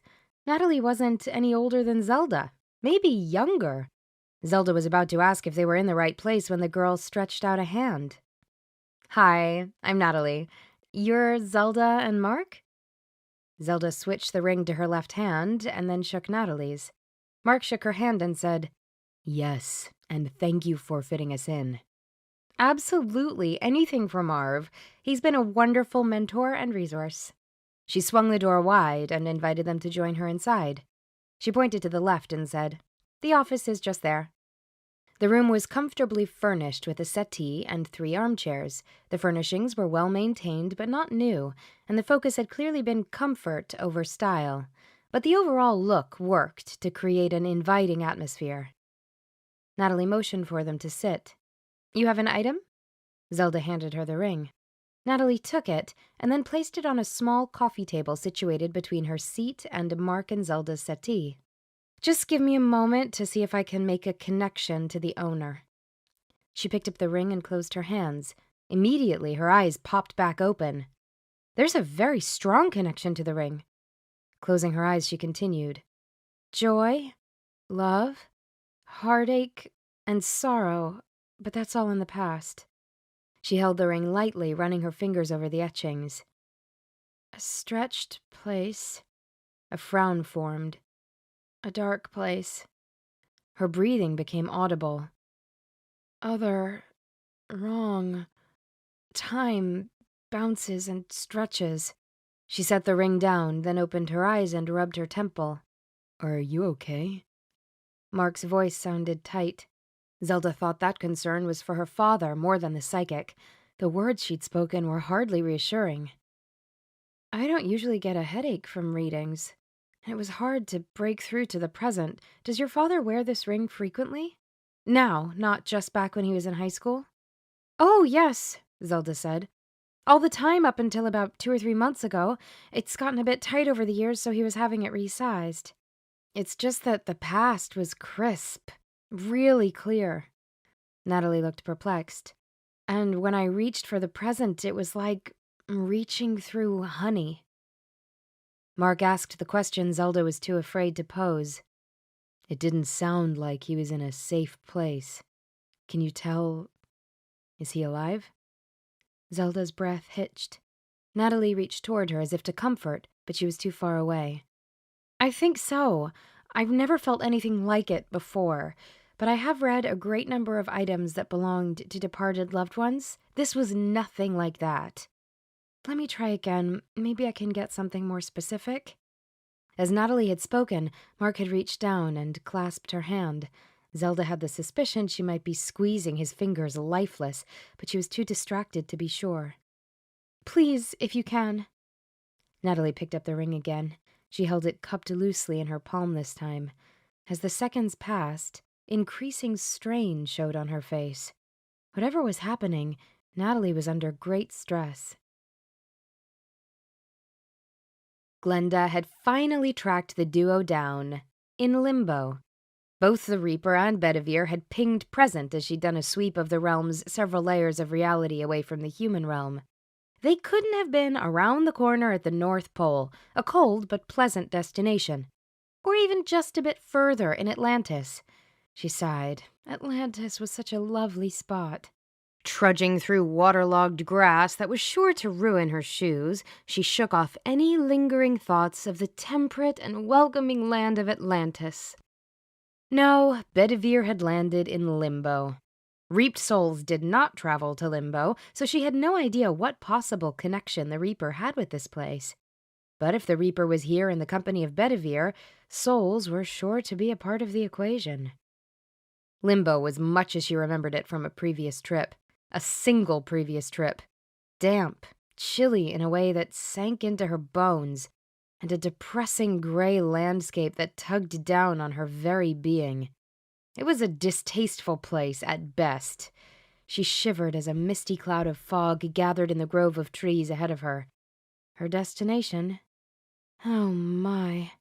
She increased her pace until she was trotting over the uneven ground. When she arrived at the trees, she called out, "Bedivere?" "Here," Bedivere's voice emerged from the fog. "Quickly, woman, this way." A dense ball of light flashed ahead and to her right, then hung suspended in the air for several seconds before fading. Much as she disliked being called a woman, Bedivere would only slip so far in a moment of extreme stress. She swallowed an annoyed grumble, and then she picked up her pace once again. The fog grew denser as she closed in on Bedivere's, and she hoped the Reaper's, location. The mist prickled oddly at her skin, crawling across her arms, her legs, and her back like a living thing. The swirling cloud was all wrong. She shivered almost uncontrollably now. Terribly wrong. Her skin crawled with more than the cold as she realized what crept against her skin. The thick dampness surrounding her was no fog. Human souls, reaped from their bodies, gathered here. They coalesced in this copse around her. Another flare of light shot upwards, perhaps 30 feet away. "I see it! I'm coming!" she called. She could hear the fear in her own voice. As she moved closer and could see both Bedivere and a second man, she realized that the souls were converging not on her, but on the strange man, on the Reaper. What terrible thing had happened here to bring these poor creatures to Limbo, to put them in such an agitated and confused state, and to be pulled so violently toward the Reaper? "Quickly. I'll drop the barrier, but you must hurry." Bedivere held his oddly incongruous cell phone in one hand and was surrounded by a bubble of clear, soul-free air. "You've arrived just in time. Take over the barrier so that I can place a call." He'd gone mad. Glenda mentally chastised herself.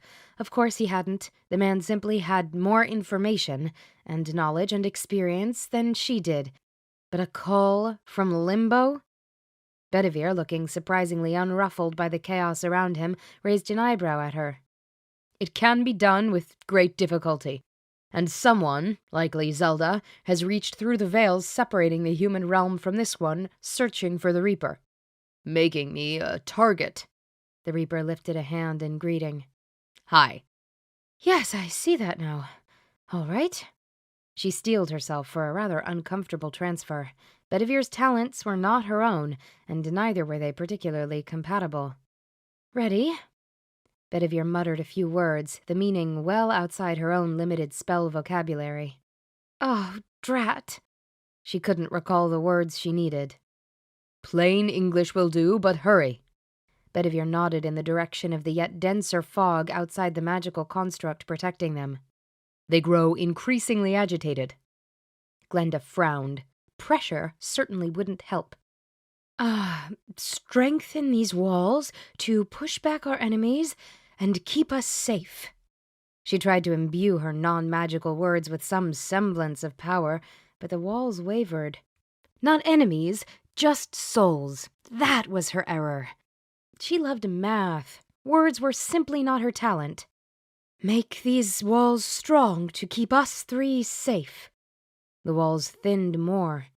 Bedivere made a disgruntled sound, but he was too busy with his phone to voice a complaint. "Let no soul pass through these walls." Glenda gave the words a good shove of magic. This time her spell, if it could be called that, stuck, and the bubble shifted to become a room with 4 walls. Quickly realizing her error, she blurted, "And let no soul pass through the ceiling either." After a moment had passed and no wisps leaked through, she decided the tiny room must be soul-proof. She shared a look of relief with the Reaper. Well done, the Reaper said. Bedivere didn't comment. He'd begun tapping away on his cell. Glenda had no idea how one called out from limbo, but she hoped it didn't take him much longer. A minute passed, and her hastily erected barrier started to get wobbly. She reinforced the structure, but she could now feel the press of souls as they pushed against her magical construct. She took a deep breath and shoved back with as much magic as she could muster. But imbuing the magical equivalent of a grass hut wasn't going to keep out the raging storm of souls much longer. Bedivere? The idiot man was still fiddling with his phone. My app isn't working as it should. Just a moment. Your app? Glenda managed to keep her voice under a scream, but incredulity dripped from each word. Holding back the press of humanity was becoming physically taxing, which was a sign of very poorly constructed magic. Bedivere? She looked at him from underneath the wisps of hair that had escaped her bun. Bedivere waved an impatient hand at her as he muttered some arcane incantation over his phone. Truly, she was getting tired. Again, Glenda tried to get his attention. Bedivere, I have no special skill with word magic or physical magic. You know I don't. You need to hurry and finish whatever it is you're attempting. She tried to keep her tone even. Now. I've got it. Bedivere finally lifted his gaze from his phone. His normally devilish brown eyes were much more subdued. Hang on, Glenda. If she didn't know better, she'd guess the indomitable Bedivere was wearing thin around the edges. Perhaps the man had a dash of humanity in him after all. Suddenly, Zelda's phone rang, the sound harsh in the midst of the intense environment. She jumped to silence it, but then saw that it was Uncle Bedivere. Bedivere, she murmured before tapping the accept button. Yes, Uncle Bedivere? Whatever you're doing, stop. It's not helping. Bedivere sounded more tired than tense. What? Dad, is he with you? Is he okay? Your father's fine. Her whole body drooped in relief until her uncle continued. But whatever you're doing is agitating the locals, and we don't want to do that. Zelda looked up at Natalie. She'd placed the ring carefully on the table and was waiting. She lifted her hands to indicate she wasn't doing anything. We've stopped. I gave a psychometric psychic dad's high school ring and— Good grief. Stop. Again he sounded tired. Emphatic, but tired. This is not a place she wants to visit, however slender her connection. Uncle Bedivere, what in the world is going on? There's no time to tell you everything, but your dad is safe. How long have we been gone? I saw Dad last about 3 days ago. Zelda clutched the phone tight in her fingers. Can I speak to him? No, it's difficult enough for me to maintain the connection. 3 days, and still so much to do. Child, I must leave. Your father and I are in limbo, and time passes strangely here. We have a job we must finish with all due haste. When we've completed it, we'll return. You have my word that your father is safe, and will return unharmed. Okay. The word came out soft and whispery. Tell him I love him, and both of you be safe. Of course we shall. And Bedivere ended the call. Zelda sat in stunned silence. Well? Mark ducked his head to catch her eye. Is your dad okay? I guess. He's in limbo. Whoa. Natalie bounced up. Heading to the kitchen for some booze, she called over her shoulder. I'll be back shortly. Mark and Zelda sat in silence. Zelda in shock. She could only guess what Mark was thinking and feeling. Then she realized that he was probably feeling what she was. If ever there was a moment when she was emotionally yelling, she'd guess now was it. Are you okay? Oh, yeah, I've got good defenses these days for extreme emotion. I'm fine. But you, on the other hand, you have to focus on the fact that your dad is okay, and he's out there doing his job. Natalie returned with a tray of martini glasses and a shaker full of something. It may not be appropriate to drink with clients, but whoa. Whoa. Limbo? I've definitely never gone to limbo. That's huge. Chocolate martini? Mark declined. Yes, thank you. I think I will. As she poured, Natalie said, Sweet enough to make your teeth hurt and with enough kick to hopefully bring us back to reality. She shook her head. Limbo? What would have brought your dad there?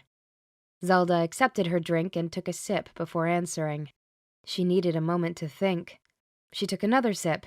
It was good, and not quite so sweet as to make her teeth hurt. I guess, since you've been to limbo today, psychically anyway, that not much will come as a surprise. And for the second time in one day, she split the ultimate secret wide open. My dad's the Grim Reaper. No way. The wide-eyed, your nuts look faded, and Natalie smiled broadly. Very cool. I'm not sure how that landed him in spiritual no man's land. I'm not up on the day-to-day details of Dad's job. But from the way Uncle Bedivere sounded just now on the phone, trips to limbo are not normal. Oh, and he had no idea how much time had passed. I wonder if that was the sense of stretching that you had, Natalie? Time warping around me, maybe? Oh, that is seriously cool. I'm really glad that your dad is okay. But this has been a once-in-a-lifetime experience I couldn't have even imagined. I didn't even know I could leave this plane of existence. Yeah, don't be surprised if a hooded guy comes calling and wants your toenails. Zelda looked down at her martini glass and saw that it was empty. I'm not sure what that means. Would you like another martini? Natalie picked up the shaker. Today is a day for serious booze. When Zelda declined, Natalie topped off her own drink and muttered, Limbo. After Mark surreptitiously assured Zelda that Natalie was taking everything as well as she seemed to be, they said their goodbyes. Zelda let Mark open the car door without protest. She was happy to be coddled. And she was a little tipsy. She wasn't usually such a lightweight, but this was twice that she'd had a drink without much in her stomach. Apparently that was a bad idea. Who knew?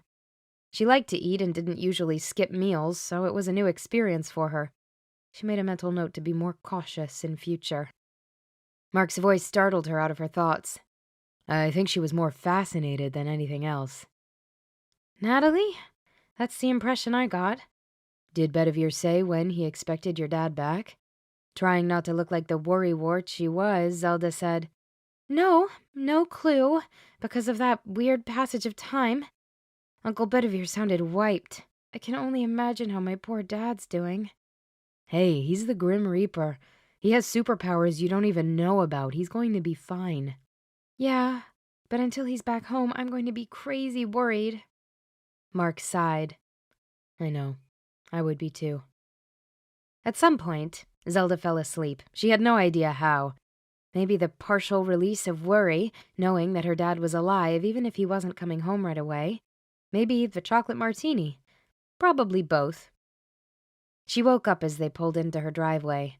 She blinked blearily. I can't believe I fell asleep. I can. You probably haven't slept well the last 2 nights. He tipped his head to the left. And you had a martini. You have been a complete rock star. I honestly don't know what I'd have done without you. Mark smiled. You're welcome. But I can tell you exactly what you'd have done. You'd have managed, because you're that kind of person. You think so, huh? Well, thank you. Someone she respected as competent and together actually thought she was capable of handling a crisis. That was nice.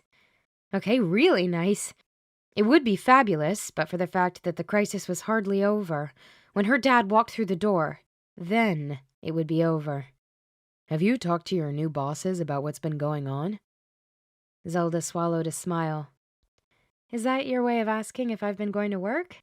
I did until this morning. I told them I had a family emergency, and both were surprisingly supportive, given the fact I've only worked for them about 2 seconds. It probably helped that I hunted up volunteers to work my shifts. See what I mean? All under control. Yeah. She opened the car door. I'll let you know as soon as I hear from Dad.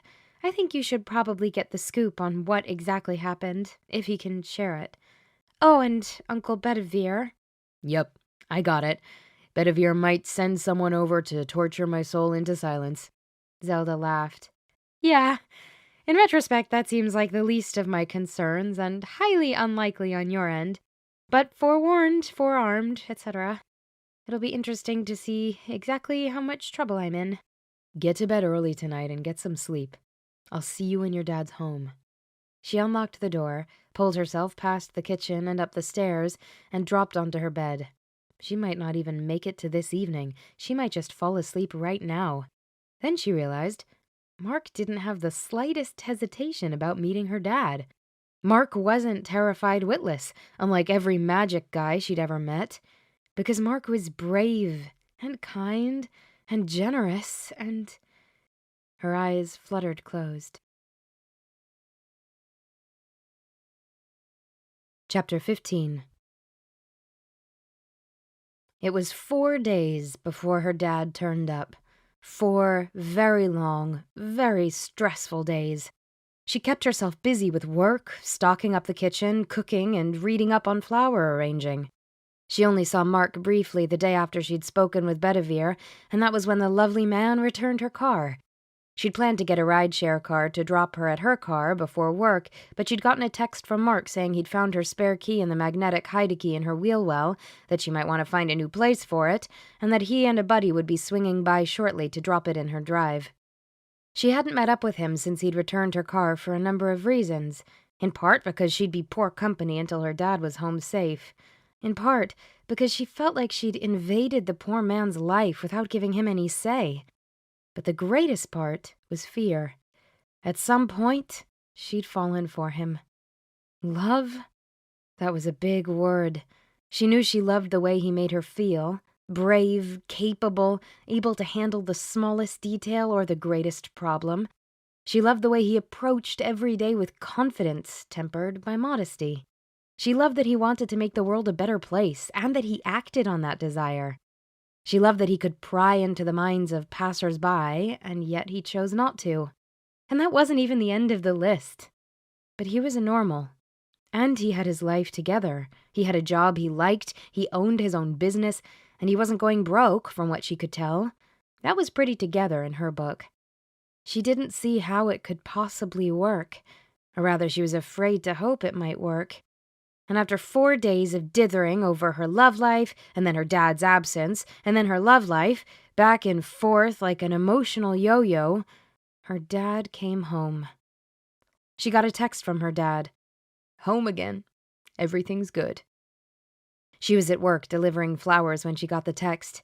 She was almost at her next delivery location, a quiet suburban neighborhood in the south. As soon as she passed the entrance sign to the neighborhood, she pulled over to the side of the road and called her dad back. "Hey, kiddo." "Hey, Dad. You're really all right?" "You bet. Tired, but otherwise good. I got the go-ahead to share the details with you, so I'll tell you all about it when you get home.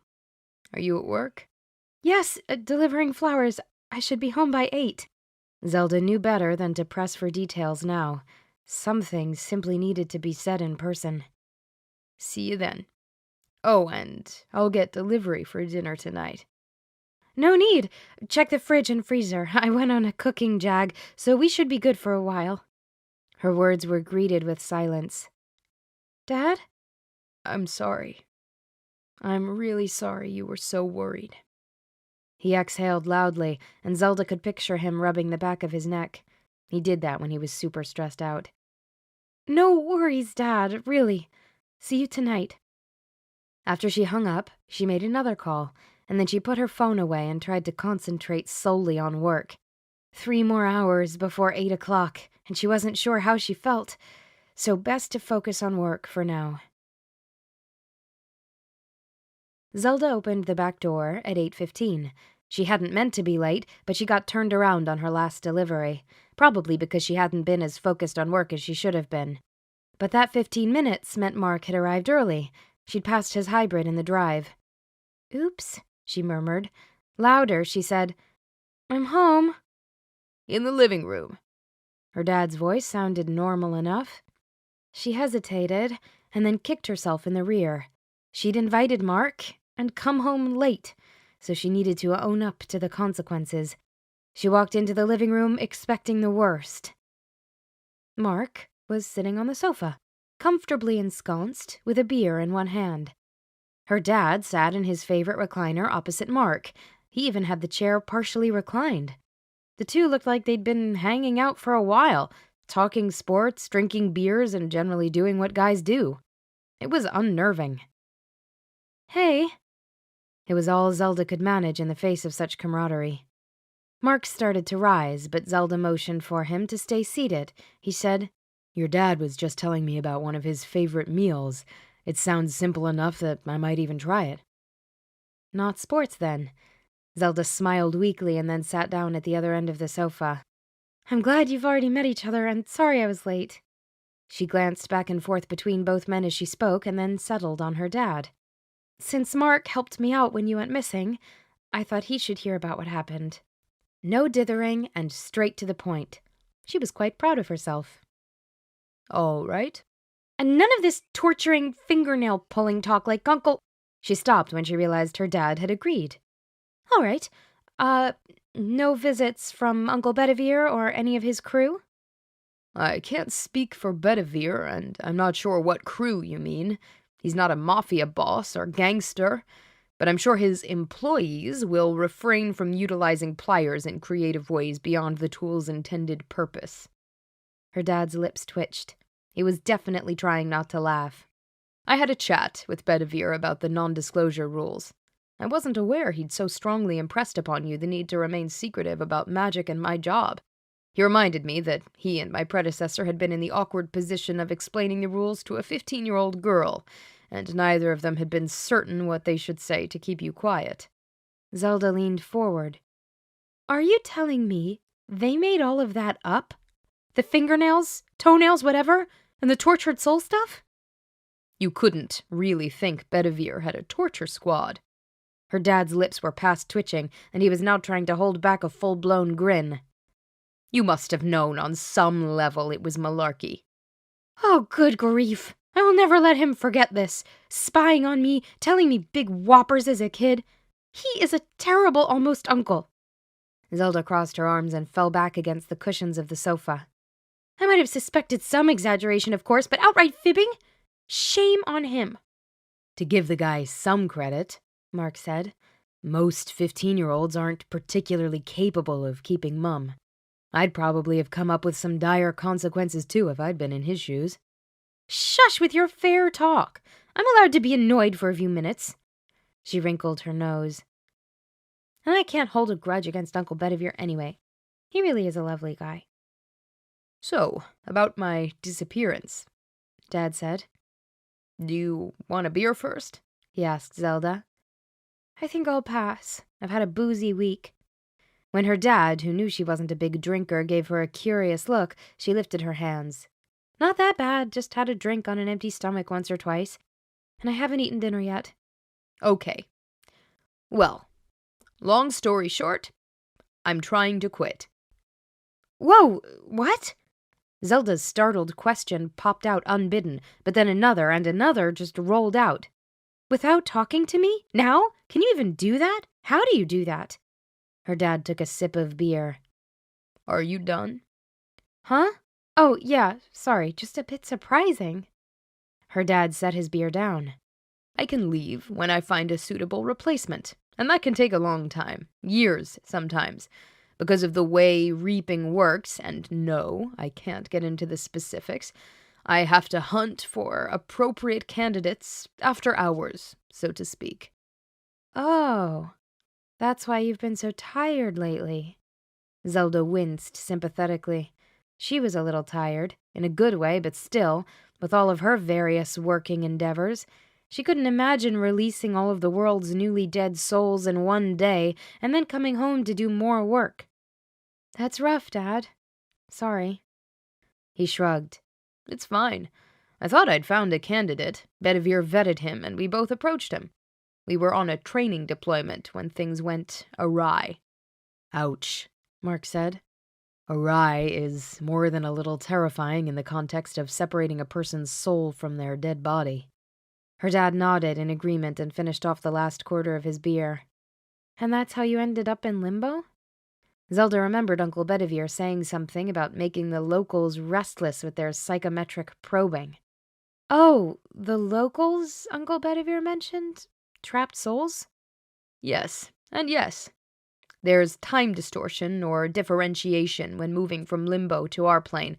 I don't exactly understand it, but the result is that we were gone longer than we'd hoped. There wasn't a moment to spare, or I would have tried to call before we left. It turns out that placing a call from limbo is complicated. Oh, I get that. I can't even imagine. And I don't want to even think about how those poor people must have felt. But Zelda couldn't help imagining it, being trapped in a strange place, because the way she understood it, limbo wasn't a way station. Limbo was another realm. She didn't know where souls went after a person died. That was getting into the super secrets, death and afterlife. But she knew it wasn't supposed to be limbo. Her dad wore a grim expression. There's an investigation pending. Something like this should never have happened. Bedivere's not sure how it did, and we all want to make sure it never happens again. I think that's it. I'm pretty tired, so I'm going to bed. I'll leave you kids to some dinner. Lasagna's in the oven warming. And he went to bed. Just like that. I can't believe... Zelda looked at the hallway that led to his bedroom. Weird. She turned to Mark. You've been awfully quiet. I've just been sitting over here, trying to absorb it all and not annoy your dad. Red eyes, scythe and all. You mentioned that before anyway. He said the word scythe like you'd say tall or dark hair, a descriptor with no particular power. Zelda narrowed her eyes. What exactly were you guys doing before I got here? We had a talk. He asked a few questions. I answered honestly. Done. Mark shrugged. Your dad seems like a really nice guy. Huh. I'm actually kind of hungry. Lasagna? Mark asked and half rose from the sofa. Oh, yes, definitely. She followed him into the kitchen. She fetched dishes and pulled the lasagna out of the oven, all with a distracted air. Something was off about this whole evening. After setting the casserole dish on a trivet, she asked, Exactly what kind of questions did he ask you? Mark sighed. Am I interested? Yes. Was I a decent guy? Yes. Would I treat his daughter right? I thought I would. That kind of stuff. Zelda turned bright red. Oh, no, he didn't. Mark shook his head. And that's why I didn't want to tell you. I knew you'd overreact. He's your dad, and maybe a tiny bit overprotective. Of course he asked those questions. I'm not overreacting. I'm mortified. Overreacting. He said it with conviction. Give your dad and yourself a break. Are we going to eat? Wait, so you told him you were interested in me in a romantic sense? Blue-gray eyes met hers. Yes. He nodded, just in case words weren't enough, she suspected. She was being particularly slow this evening. But I said... You said you were only interested in being friends. And I'm absolutely interested in being friends. Why would I want to date a woman who wouldn't make a great friend? I also happen to think you're incredibly hot, a fantastic person, and eminently dateable. Zelda blinked at so many compliments, all stated as if they were simply fact. She took a short, shallow breath, the spatula in her hand poised in the air over the lasagna. We just made the leap from friends to something else, and I completely missed it. Nope, you didn't miss it. Zelda, I'd like to go out on a date with you. Can I take you out to dinner? She laughed. Yes, I would love that. I really would. Mark took the spatula from her hand, set it down, and then pulled her into his arms. And she melted. Her life had just taken a turn for the exceptionally awesome. Epilogue. Glenda had been expecting the call all day, and she couldn't hide her relief when she answered. Where have you been? I know you returned to this realm earlier today. She addressed the question to her dressing table mirror. Cleanup after you left took longer than planned. The mirror moved sluggishly and Bedivere sounded tired. Glenda had departed limbo almost as soon as the cloud of souls had dispersed. Bedivere had been most insistent. I would have stayed. No, you couldn't help. That was a task only the Reaper and I could complete. And I needed you to keep an eye on the home front. Perking up a bit, he said, "I learned earlier today that you missed your appointment with Zelda. Traffic was less predictable than expected." Glenda squeezed her eyes shut. When she opened them, her face was smoothed of worry and showed only mild curiosity. She'd learned long ago that to hide emotions in the voice, it was best to start with the face. "For shame, Bedivere. You know me better than that. Now you're just teasing."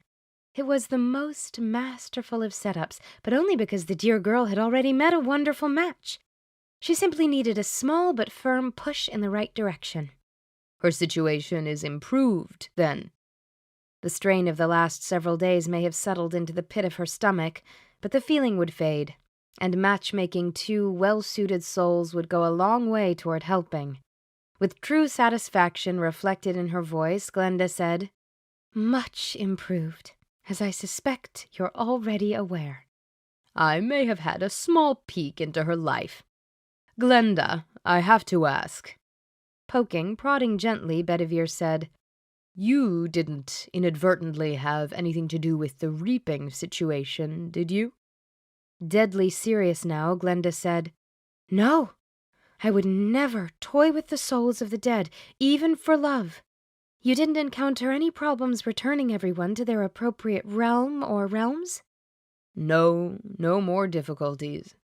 A soft sigh rippled the glass. "I'm sorry for asking, but as you know, it's been a trying few days, and there are still many unanswered questions." "I assume the candidate had all of the right markers and the latent talent, or he wouldn't have been approved." Glenda had at least a superficial understanding of the process involved in contracting a new reaper. "We believed so, until we discovered the effects of his first day reaping and how terribly wrong it had gone for those souls. I'm arranging an immediate investigation. Until it's completed, my friend must stay in the reaper position and continue to scout for possible replacements." Glenda perked up at the mention of his friend. She knew Bedivere was fond of his most recent reaper, but friends? "He's certain he has no desire to stay?" "No. Something calls to him from the mortal world." "Ah, I'm sorry we'll be losing him. Perhaps a little predictive magic can aid the search for a replacement." "If you feel so inclined, I certainly wouldn't prevent you." The glass lightened and brightened. Glenda smiled. Silly man, he could have simply asked. Before the impulse faded, she quickly said, "I'm glad you're safe." "Yes, and much as I appreciate your timely intervention, next time don't leave home to look for me. I'd like for you to stay safe. And you are your best self in the human realm, throwing your predictive magic around like an exuberant teenager, matchmaking, helping others. It suits you." Glenda had to agree. She was her best self in this world, and it was lovely when Bedivere noticed. This has been Deathly Love, The Good Witch Matchmaker, Volume 3. Written by Kate Lawley. Narrated by Sonia Field. Copyright 2016 by Catherine G. Cobb. Production copyright 2017 by Catherine G. Cobb.